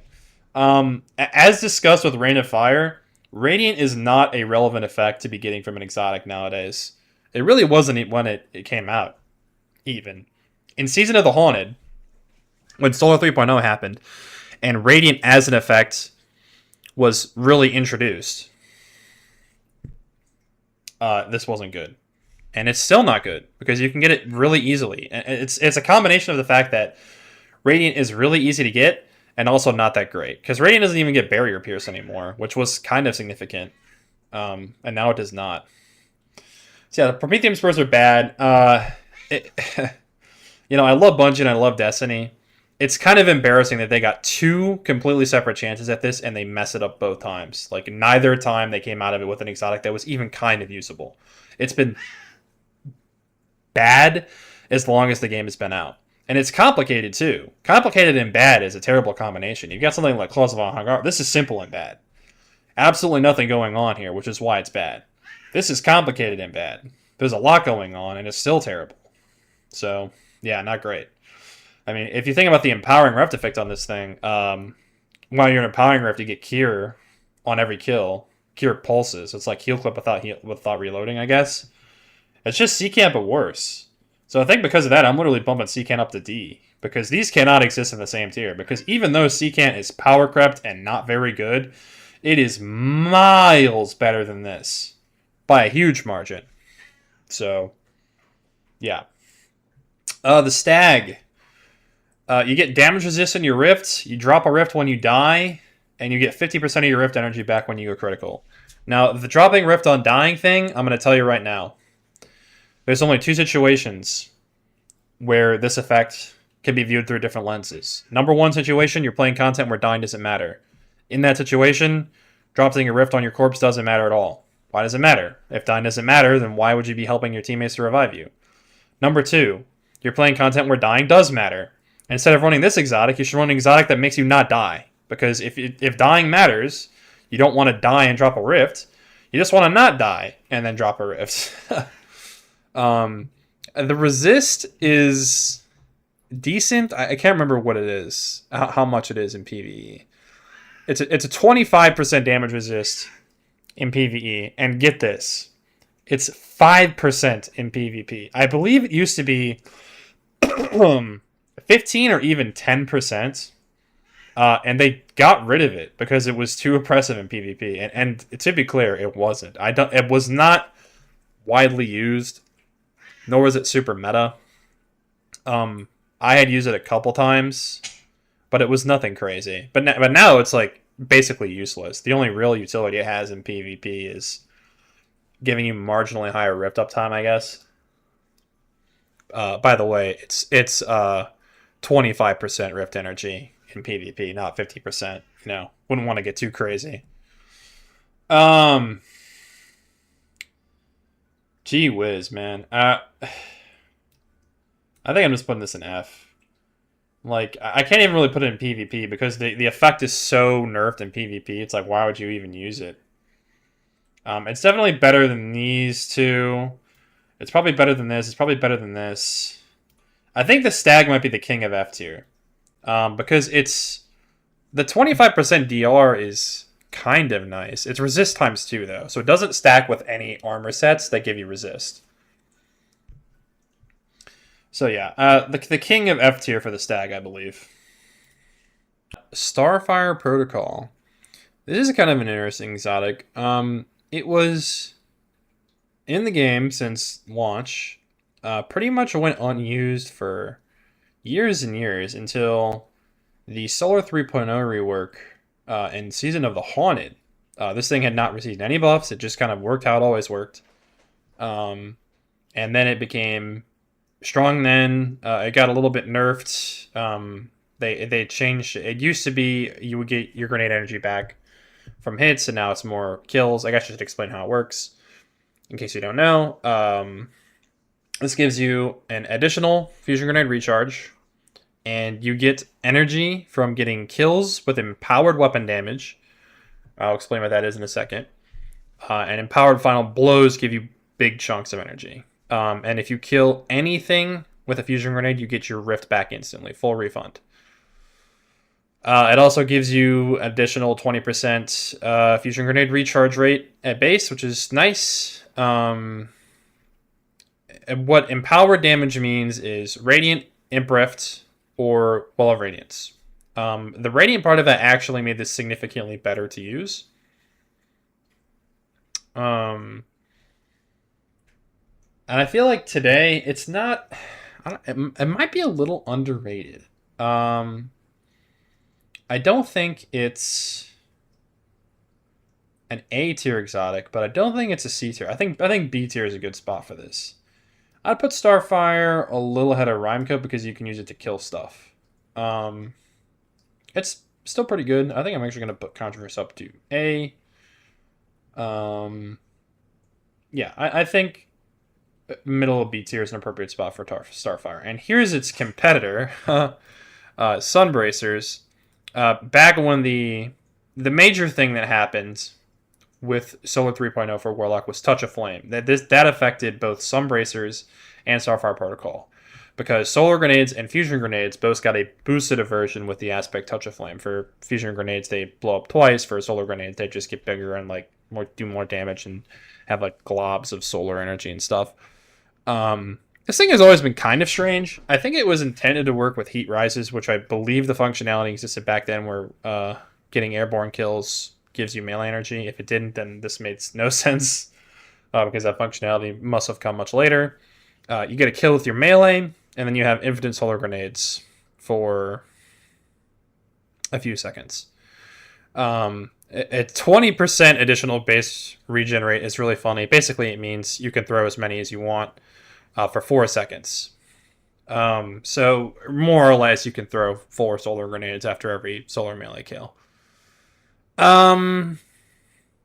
They also last a little longer. And you get fastball, which is nice. It's one of those grenade exotics that gives you fastball by default, which is, something I can't complain about. There were people arguing that this was better than Starfire during the season that they released. Well, I wouldn't say released, during the Season of the Haunted. Those people back then were wrong, and now they're super wrong if they're making that argument. This is not that good. It's not that bad, but it's not that good. Basically, it's a gimmick. It's a power fantasy. People like it because they can throw a bunch of suns around the map. But not only is Solar Grenade just not as good as Fusion Grenade in terms of damage, in my opinion, or even like ad clear, needing to get a melee kill first is actually a major inhibitor on Warlock, because you basically have two options here. You have Celestial Fire, which doesn't deal very much damage, or you have Snap, and then you run the risk of the Ignition for some reason not counting as a melee kill, which it does constantly and never really was fixed. So then you don't get the grenade ability. The other thing is that this doesn't have the synergistic loop that Starfire Protocol does, where your Rift recharges your grenades and your grenades recharge your Rift. This doesn't do that. You have no way to recharge your melee unless you're doing Heat Rises stuff, which, good luck if you're playing anything harder than, base level content. I think bottom of C tier is a good spot for this, because I don't know if D is where I want to put it. You can get like some utility out of it, but it's definitely low C tier. I think there's even a significant gap between it and Necrotic, but I still like it more than most of the stuff, I think, in D tier. Stormdancer's Brace. This exotic didn't get a glow up all at once, but it like slowly improved itself over time, started taking care of itself, and went to the gym. And now at the end of the game, it's pretty good, and actually gives Warlock, I think, one of the best, if not the best, total damage supers in the entire game with Stormtrance, which is good for a few situations, but not generally better than Geomags, which should forecast how I'm going to place this thing.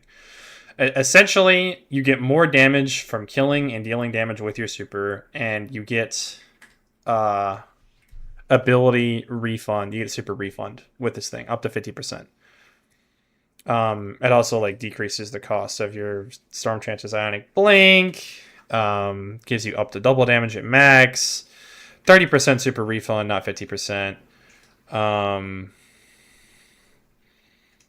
Yeah, and then it also has like another weird bolt charge thing. Arc ability hits grant 1 times bolt charge, 0.2 cooldown between activations, while amplified arc ability hits give you that.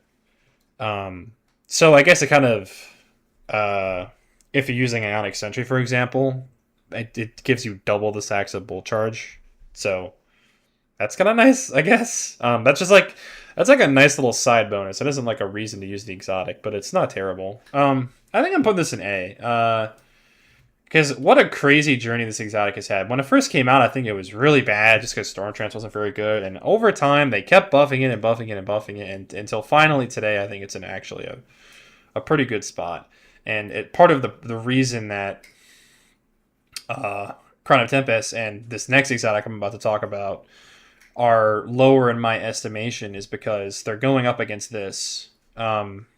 But I will fully talk about that now. Okay, so here's Fallen Sunstar. What does Fallen Sunstar do? Fallen Sunstar doubles the melee grenade and class ability energy you get from Ionic Traces. It's a 25% grenade, 25% melee, 30% class ability per trace. And then picking that up gives a portion to your allies. Who cares? I'm not here to help my teammates get energy. That's stupid. It also makes the Ionic Traces move a little faster. Here's the problem with this exotic. On face, getting a quarter grenade melee / class ability charge for every Ionic Trace, when I was talking about the multiplicity Ionic Trace builds earlier, means that you have essentially infinite cooldowns on Arc Warlock. Which sounds good, but I'm going to explain to you why that isn't as good as you might think. Number one, what are you actually using this with? It's actually not, technically speaking, subclass locked. It just has to do with Ionic Traces. So maybe there's an argument you can make where you could use this thing on a non-arc subclass to get some kind of utility you can't otherwise. Here's my argument against that. Why? And also, in order to generate enough Ionic Traces to get the maximum utility out of this thing, you're going to need to lean into Ionic Traces generating weapons. And there's only 2. Delicate Tomb and Cold Heart. Most of the ways to generate Ionic Traces have to do with your subclass. or artifact mods that match your subclass. Like, for example, Elemental Siphon is not going to generate ionic traces if you aren't on an Arc Super. So the maximum amount of ionic traces that you can generate with this build on a non-Arc subclass would be, you'd have to be using the Luminopotent armor set bonus. You'd have to be using Delicate Tomb or Cold Heart.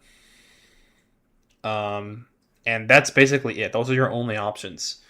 You don't have the option to have just like generic arc weapons get kills. That's in the fragment. No jolted kills giving you ionic traces. That's an aspect. None of that exists.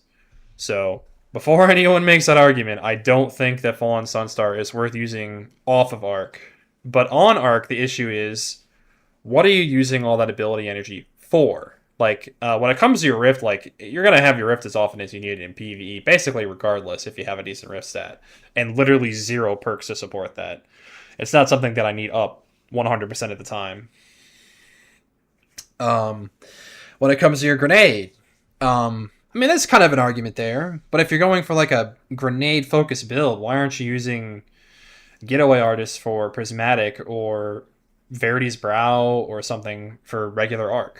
Like, you can deal a lot of damage with the Arc Sicking Grenades, but is this the way to do it? Just spamming them all the time?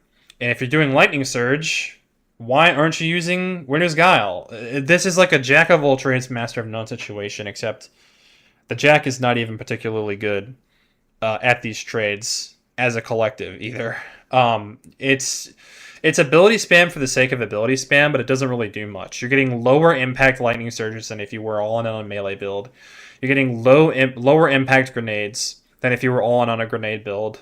The Rift part of it is basically irrelevant. It doesn't help your super at all. It just doesn't make sense to use. I think they would have had to come up with some other thing for this to do, other than just let you spam your arc abilities a bunch. Because that's like kind of fun to do in low level content, but you're barely getting more uptime than just by using something like a Geomag's build. With a Geomag's build, you're making so many ionic traces, you're going to be getting more than half of your abilities back anyway. You're getting your super in about 20 seconds. How do you think you're going to get your grenade and melee energy? You'll be fine. You know, there's just no reason to use this anymore. And even when it came out, I feel like it was kind of whatever. I'm trying to. I think D tier is the only place for it. I think it's like this back half here is pretty not good, and this front half here is not fantastic but still usable. So that's where Fallen Sunstar lies. Swarmers. This is another one of those exotics that people swear by, and I don't understand why. Ostensibly, all this thing does is it gives your Tangles Unravel. Unravel is a debuff that once applied to an enemy will stay on them forever, and then you can spread it to other enemies, and it will stay on them forever, and you can spread it to other enemies, etc. So once you put Unravel on one enemy, the odds are you're going to put it on everything else in the room that survives for more than a second before you kill them, right? And wouldn't you know it, Warlocks have a 3-charge melee ability on Prismatic and Strands that the only thing it really does, it doesn't really deal damage, it doesn't have like a special effect, it applies Unravel. That's what it is. It's an Unravel charge on a stick that you throw at enemies. You don't need more Unravel. The only other thing this does is it makes your Tangles spawn 2 thread links. Who cares? Even with the artifact perks that benefit from your having Unravel on threadlings, you could just do that there. You can just have the Strand debuff that I can't even remember the name of them. It's like Strand debuff targets spawn threadlings debuff targets, etc., etc. You don't need these things. You've never needed these things. For the life of me, I can't understand people that use this. It's like necrotic grips, but lazier and worse. I don't understand why people like it so much. It's one of those exotics where every time I just kind of assume that everyone knows it's bad. But then they're like, no, it's amazing. And I'm like, how? How is it amazing? It's even funnier that the aspect of this on Solipsism the Bond It just is the Tangle Threadlinks thing. Your Threadlinks don't even unravel. Who on earth? I would like to find one person ever who put Spirit of the Swarmer on their Warlock exotic class item on purpose. Not like that was a thing they wanted to actively use. Does it even... It spawns in the Spirit of the Star Eater column. Okay, so like I was thinking maybe the situation is you rolled it with Spirit of the Star Eater and you're like, this isn't what I want, but you know, fine. I just need Star Eater right when it first came out. But no, they're in the same column. Oh my god, it's so bad. It's so bad it's making me remember how bad Solipsism is. They're getting the high F tier, I guess. I mean, because they're better than this stuff, but boy, they're not good. It's just like the number of situations where you can really benefit from this effect is so low, and it's like you have so much Unravel already. Like, why do you need this? Transversive Steps, PvP movement exotic. They're good. They give you the enhanced sprint, enhanced slide. They reload your weapons after you run for a little bit. Extremely boring. Staple PvP exotic. They do what they do. Verity's Brow. This is like the grenade exotic. Getting kills with weapons matching your grenade type grants you a stacking damage bonus and cooldown reduction to all of your grenades. At max tilt, it's double damage. It also it has an effect where it gives your allies ability energy when you use grenades, and it actually is pretty impactful. It's 10 times grenade recharge rate for 5 seconds. So they're basically just going to get their grenade, more or less, if they have a reasonable cooldown on it, or at the very least a very large chunk of their grenade back. This thing is good. Mainly, the reason keeping it out of the top tiers, and I'm going to tell you where I'm putting it here. I'm putting it in top of B, and I like this exotic a lot. I really like using it. But I have to acknowledge that the thing with Verity's Brow is it's one of those exotics where you have to put in a lot of effort to only get a little bit more than you would by using something like Contraverse or whatever, you know, or Getaway Artists on Prismatic. You're not getting that much more utility out of it. The upper end damage is pretty good. I kind of like running it on Arc with what I like to call the triple grenade setup. You're running Arc Soul, Ionic Sentry, and then the Arc Sticky Grenade. And all three of them do a huge amount of damage as long as you keep getting Arc kills. So it's pretty good, but because of the fact that the stacks rapidly decay, you need to constantly be slaying out in order to get these max damage grenades out. It's not impossible to perform in a high level situation in endgame, but it's very difficult. It's just kind of whatever. It's like a win more exotic. It feels amazing to chunk something when you're in low level content and can keep it on max level forever. But it's just kind of whatever. This is another one that I don't understand. People really love it, and they cape for it, and I don't understand why. Dado is one of these people. Dado really likes this exotic, apparently, which is crazy to me.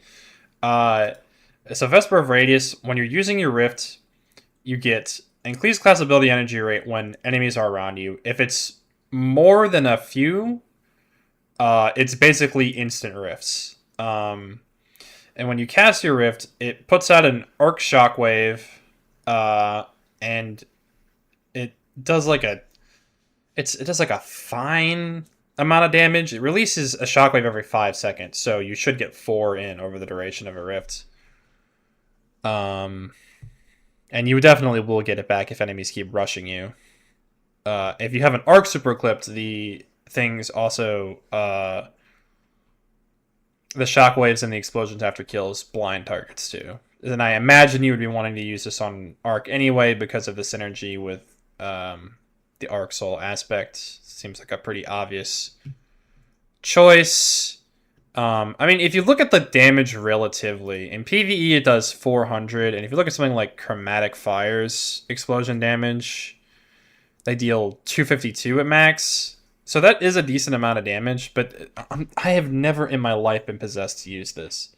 It just seems like a like what situations this is really good for. The one plate that you need to grab in Birthplace of the Vile where a bunch of Screebs are rushing you, but I don't even know if the shockwaves would pulse often or far enough away for that to be relevant for you to defend yourself. I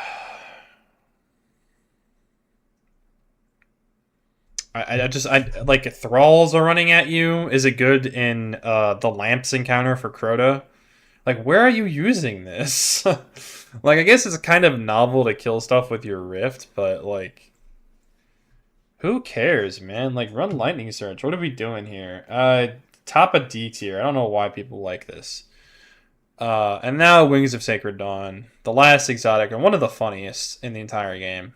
It's an exotic that is promoting a playstyle that is extremely detrimental in basically all levels of content. Basically, you're playing in the air. While you have a Solar Super equipped, yes, this is Solar Super locked. Wouldn't want to get too cute on other subclasses with this thing. ADSing suspends you in the air. While that effect is active, you get resist. You can get weapon hits to extend the duration of the effect. And Solar Weapon, again, more specificity. Final Blows specifically give you restoration and reload your other weapons from reserves. It also gives you a massive AE bump. At 50, it should just be 100. But this plus Heat Rises, which you will be using together, gives you 100. So you don't need to worry about any more AE stat stuff. It's only 15% damage resistance and 25% flinch resistance, which in PvE is really not that good. The restoration times 1 on every solar weapon is kind of decent. All this exotic really manages to do is be decent enough that you can get away with using it in like maybe negative 20 tier content. Like master tier content, you might be okay. But not like a master loss sector. That's negative 30. So like, like master match made activities, you could probably get away with using this with a solar weapon of your choice. But it's not very good. I think it also belongs in D tier. And that brings us to the end of the tier list. So at the end here, I'm going to go over everything and just kind of reiterate my thought process on putting them there. And, maybe I'll change some stuff before I really finalize it. So let's just go through these one by one. Boots of the... I think everything I put in S belongs to be an S. These are all best in slot options for specific situations. This is great for rating a DPS as well as neutral. Great for rating a DPS. Best super uptime in the entire game. Best Warlock super damage. I think we can even bring Dawn Chorus up because it's part of one of the best builds for DPS right now. Obviously, 1K Voices DPS is not the top option, and it does not scale well in large groups. You want to be the only person doing it. But for solo content, it's pretty good. So, I mean, I can't disregard it completely. Even though, like, the Dawnblade super bonus isn't really that impactful anymore. Even though the ignitions do a lot of damage. And then down in A tier, we've got stuff like Winter's Guile, which is really good for melee build situations, but isn't as applicable to DPS as all of these, because you need to be in an environment where you were able to get it off effectively against the boss. For neutral gameplay, it's pretty good, but like I wouldn't be using this for a neutral build in a raid, obviously. Getaway Artists, like Brain Dead Prismatic build, Contraverse, Brain Dead Voidwalker build, Stormwrencher's Brace, really huge damage, good super uptime, good subclass energy. You can use it on Prismatic if you want to. Pretty good. Verity's Brow, like the grenade exotic. If you want to make your grenades hit the hardest they possibly can in the entire game, this is your option. Is some stuff you can pair it with Sticker Shock if you really want to blow shit up. Some good stuff to build into with this. Battle Harmony is just great neutral. Gives you bonus damage on top of it. It's more super damage or more super uptime, more weapon damage. Good combination. Nothing Manacles, they improve your grenade uptime, essentially, if you're using Scatter Grenade. So not quite as good as Contraverse because you have less options, but still pretty decent. Starfire, good option to deal damage with your fusion grenade. It's kind of a safe and effective playstyle. You don't need to try too hard to get a lot of utility out of it.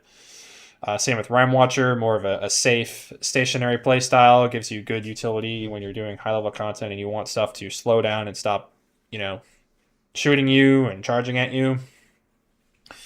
Deimosuffusion gives you good healing and a little bit of bonus damage on Strand, which are some things that you're lacking a little bit, so it gives you more depth to your build.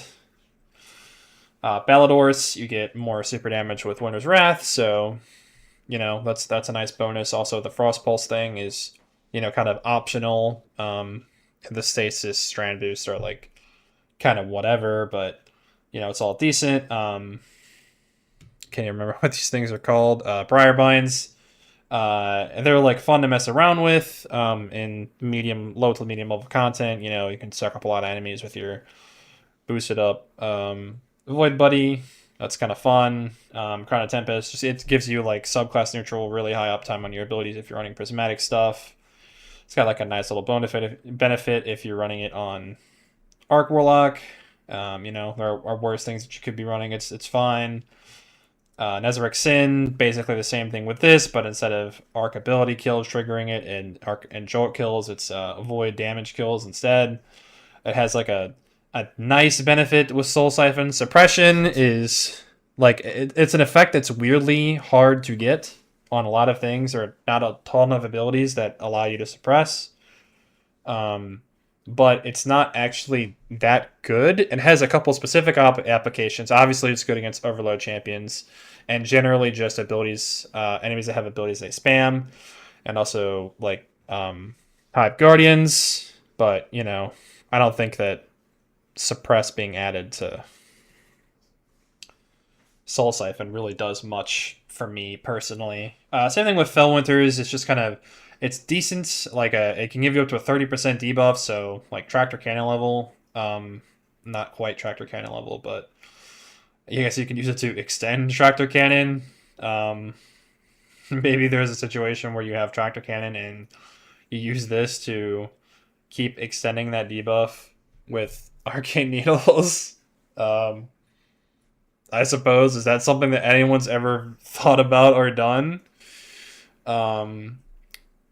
Could you not accomplish the same thing with a Child of the Old Gods? I don't know. But yeah, it's kind of whatever.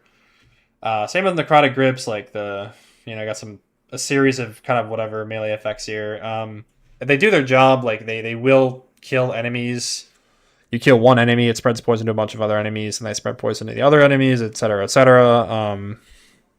Pretty good, but it's just kind of corrupt today. Most builds, especially Warlock melee builds, can just kill everything in an area without needing to worry about damage over time. Similarly, Sunbracers is just kind of an area control we don't need anymore. Like killing things with damage over time, Scorch isn't as effective. It's just throwing a big ass grenade over there and blowing everything up. Now we're getting to the D tier where stuff is just not that good. Like both of these exotics, like playing in the air, waiting for stuff to come to you in a rift, kind of just these passive play styles that aren't very great. Specifically with the airborne play style, like you're going to be getting shot by everything in a room. If the grounded modifier is on, you're screwed. Just a kind of a play style that isn't really effective in game generally and requires a lot of effort to invest into without providing much of a payout. Solipsism, it just got some of the worst perk options in the entire world, man. It's just there's so much garbage on this thing. Stuff like Spirit of the Stag, Spirit of Osmiomancy, like these perks don't really do anything. Unfortunately, when it comes to Prismatic Warlock, there aren't a whole lot of builds I can think of where I would rather want to use the exotic class item rather than just use any other exotic.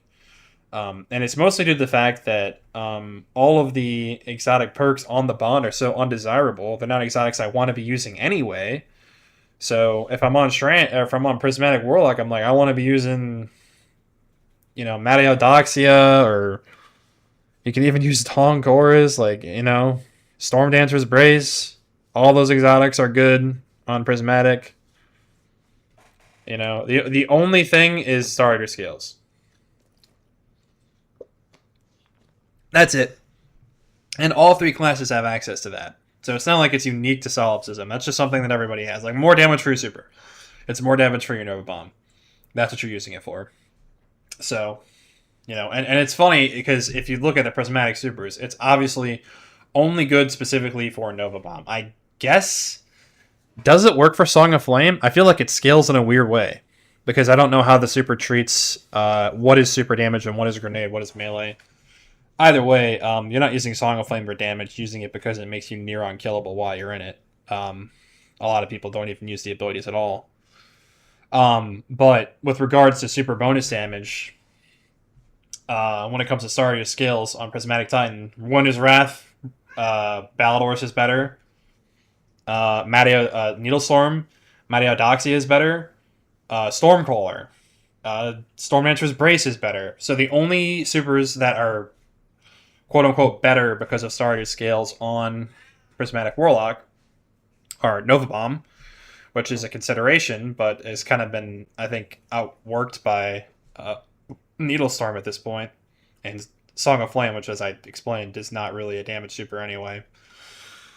So, yeah, unfortunately, things have been poo-poo. I've been kind of a Solipsism hater since it came out, and that was when it was strongest, and now it's just like, whatever, who cares? I think that the use case for this thing 99% of the time is going to be when you're running Electric Slide, Syntheseps, and then Hoyle as your 2 perks. And that's basically it. And anything other than Starter Scales Apotheosis for DPS setups is completely useless on this thing. Dire Ahamkara never got the damage buff it deserved. They should have made this thing at least equitable, comparable to Starter Scales Nova, but it just doesn't do anything. It's kind of fun to mess around with, and honestly, I will be nice. I will put this bottom FC because I think that the super timing minigame is interesting and fun enough that it's not down here with this stuff that is generally not that fun and also kind of sucky. I'll move Chromatic Fire up a little bit because it's more fun than some of this other stuff. But it doesn't do quite enough in my opinion. Its neutral game is meh. It doesn't improve your super that much. Just not doing a whole lot for me. Chromatic Fire is like, it's just too restrictive. It's like a fun effect and not even that effective. And for how ineffective it is, the fact that it is as restrictive as it is an issue for me. And even if it was unrestricted, it would maybe creep up to C tier without like anything else. If I had my way, I would have this thing have some kind of surge aspect to it. And also make the elemental explosions and effects work on super matching elements instead of just kinetic. That would have been nice. But oh well. It's just kind of meh. Osmiomancy was never really used for its intended purpose in PvE anyway, to make your cold snaps have better uptime and freeze more stuff. Even when this came out, you could freeze more stuff by using Bleak Watcher rather than this, and today that is doubly true, so it's been corrupt and also isn't very good in PvP anymore since they nerfed it so much. Fallen Sunstare, it's just filling a niche that doesn't exist. More ability energy for Arc Warlock. Who has ever asked this question? You have plenty of Arc ability energy by using any other Ionic Trace build, which there are innumerable options for. Stormdancer's Brace has got a good setup for it. Geomags obviously has a fantastic setup for it. Even Crown of Tempests, which is more about ability-based regenerate rather than Ionic Traces, will get more out of it than this. You don't need to use this. It's just... It's pure overkill. You're getting way more ability energy than you'll ever need. In order for this thing, you know what they should have done? They should have made it give you an extra charge to all of your abilities. I know that sounds insane, but imagine having like 2 arc grenades, 3 arc melees, 2 rifts, and then this thing having you have like permanent uptime and you're just walking around pressing buttons all the time. That could have been fun. Just make you earn the extra charges by getting kills, like how random dance machines work. Man, that could have been so good. Oh well. As it stands, you're going to have more ability energy than you really need. So, not very good. Eunoia is just a big piece of crap. It doesn't do anything. Like, it increases the damage of the projectile by up to 15%, but the ignition it's going to cause after a few hits is going to deal way more damage than the projectiles, and this doubles your ignition's damage. So it's like, would I rather have an exotic that doubles the damage of all of my ignitions, which my class is completely focused on doing at all times, or an exotic that increases the damage of one aspect by a minor amount and kind of spreads more Scorch? And not a fucking tough call to make. I'm sorry. Aeon had been completely power crept out of the game. The ammo generating effect, which was its claim to fame, is no longer necessary for endgame content. And the other two effects, although they were buffed at a certain point, aren't that impactful either. It's like champion killing stuff. Like, people don't need to do that anymore. They just blow through content. Secant, just power creps. Kind of mid when they launched, now they're super power creps. Like, the only saving grace is Devour on Demands, which can be kind of good in PvP. But I feel like if you're good enough to be going on Devour streaks in PvP, which is what Devour is good for in PvP, you're probably good enough to start your kill streak with an ability and the aspect. So,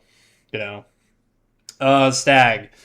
Never was really a PvE exotic and was nerfed 16 ways from Sunday in PvP. So there's no way I'm using this anymore nowadays. Swarmers. It spreads a debuff you have infinite access to on Warlock. I don't understand why anyone ever used this. It's not good. It gives you an effect that you don't need at all. More Unravel is something I've never asked for on Strand Warlock. You can get it on your weapons. You have 3 charges of your melee, and Unravel as a debuff infinitely spreads as long as things keep getting damaged. So I don't know why people run this. Apotheosis Veil, it's bad. It's a super exotic that doesn't do anything to help your super. I don't know why they thought people would run this. Cenotaph, it's the div bitch exotic. It's only ever been designed for one purpose. It's an incredibly specific exotic. No exotic armor in the game has ever been this specific. Even Necrotic Grips predated Thorn. So it was actually kind of a chicken egg situation there. But it's like someone at Bungie literally spent God knows how long designing an exotic for the very specific use case of you being a div bitch in a raid, which sucks. Like, I don't understand why this exotic had to be this restrictive. They could have designed it with that intent in mind, and then also given it some kind of damage or efficiency bonus with all trace rifles so that it isn't only good for that situation. And nowadays, Divinity is not nearly as mandatory as it once was, and the ammo this thing generates doesn't matter anyway because people have the ammo meter. So they made this exotic for a playstyle that had been nerfed several times before this exotic came out and several times after. They individually nerfed both Divinity and Well many, many times in order to keep them in line. And I'm not saying it wasn't justified. They were an incredibly centralizing playstyle. But they designed this exotic knowing they had nerfed it before and would nerf it again for a playstyle that nobody enjoys, just to make you marginally more effective at that one specific job, and then completely power crept it out of existence and never revisited it. God, I hate Cenotaph. I'm literally putting it at the bottom of F because it makes me so mad. I hate it so much. This thing gives you 2 melee charges. Literally, who asked and who cares? Refunds 50% of your well. A legendary armor set does this now for every super. So, who cares? Rain of Fire. It gives you Radiant if you use one weapon type. The weapon type is not particularly good at the final meta of the game, and all of them are special or heavy except for a raid exotic. Not good. Not good at all. You can maybe do some funny damage breakpoint stuff with Vex Mythoclast in PvP with this thing if you have the Catalyst. And then after you get both Radiant and your Catalyst, you can somehow kill people in like 4 shots or something. I don't care though. It's really bad. Promethium Spurs. They had like 15 chances to make this thing work and do anything, and the version they finally settled on was a worse version of Secant Filaments, an already bad exotic. It's a sinker. Um, Astrocyte Verse makes you better blink. Better movement, good in PvP. Very good. We like better movement. Better movement in PvP part 2. Reload weapon, very good. Reload and swap weapon faster, good in PvP. These are just the PvP brothers of Warlock. They're very bland. They're not doing anything super crazy. They are just good staple picks. This has been crept. It is not a useful effect anymore in today's day and age to get a few extra seconds of uptime for your grenade, melee, rift, etc. Just because this thing is working in the background, not super necessary.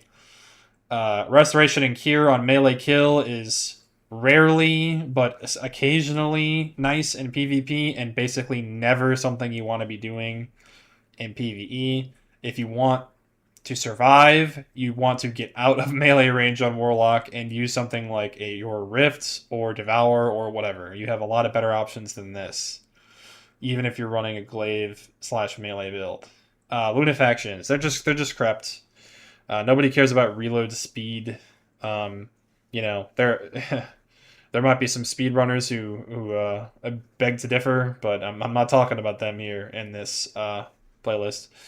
And last and unfortunately least, Speaker's Sight. It's a kind of better healing grenade. But in today's day and age, it isn't really worth basing your entire build around that.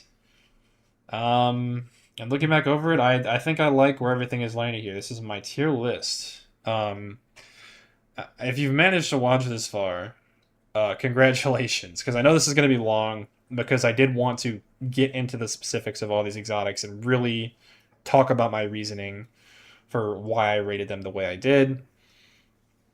And obviously, I'm sure some of these opinions will be contentious. This is just how I view the game. This is really this isn't a definitive declaration of what is the best and what is the worst. It's more of like my personal preferences almost. You can make an argument for the Stag being good in PvE, but for me, it's like I'm never ever going to be reaching for that option when I know I can get that kind of benefit in other ways that I find more enjoyable or more skillful or whatever. So yeah, that's the list. If you managed to watch this long, thank you. I hope you enjoyed, and I do honestly mean this in good faith.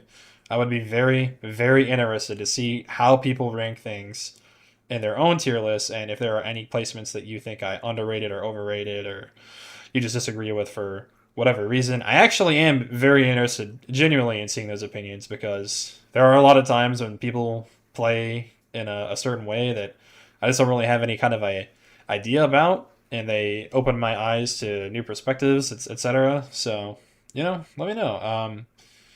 Thanks again for watching. This is, again, to be clear, obviously unscripted, just kind of off the cuff, using my years of knowledge and experience as a baseline for how I feel about these exotics. I didn't really need to script how I think about them. I obviously just kind of know based on my playstyle and stuff. So, I want to do more build-focused, like effort-based videos in the future. Obviously, the Wave Splitter one I edited pretty heavily. It was scripted. So I really teased out all the different information I wanted to share with that build before I went into the video creating process. But yeah, I have more builds in mind. I mean, obviously, I'm never going to stop thinking or talking about Destiny 2. It's a very interesting game. It's completely unique. There isn't any other game that has this level of build crafting and also lets you get mechanical with it by throwing grenades and shooting stuff. There isn't any other game like this that has these raids, these dungeons, this endgame content that makes it interesting and replayable. So, I'm not going anywhere. I'll play this game as long as the servers are online, and I hope that more people will get interested in it now that there's no FOMO and check it out, because there's a lot to love still, and the state that a bunch left the game in is pretty good. With regards to exotic balance, I think this is a lot better looking than almost every meta in Destiny's history. At any given point, I would have said that, like, when I was feeling cynical that like 80 to 85% of given Warlock exotics were complete garbage in all modes of play. But now at the ends, I think they've done a pretty decent job of giving a lot of different play styles and subclasses unique and powerful picks that you can take into lots of different content. So yeah, that's all I really got to say. See you in the next one.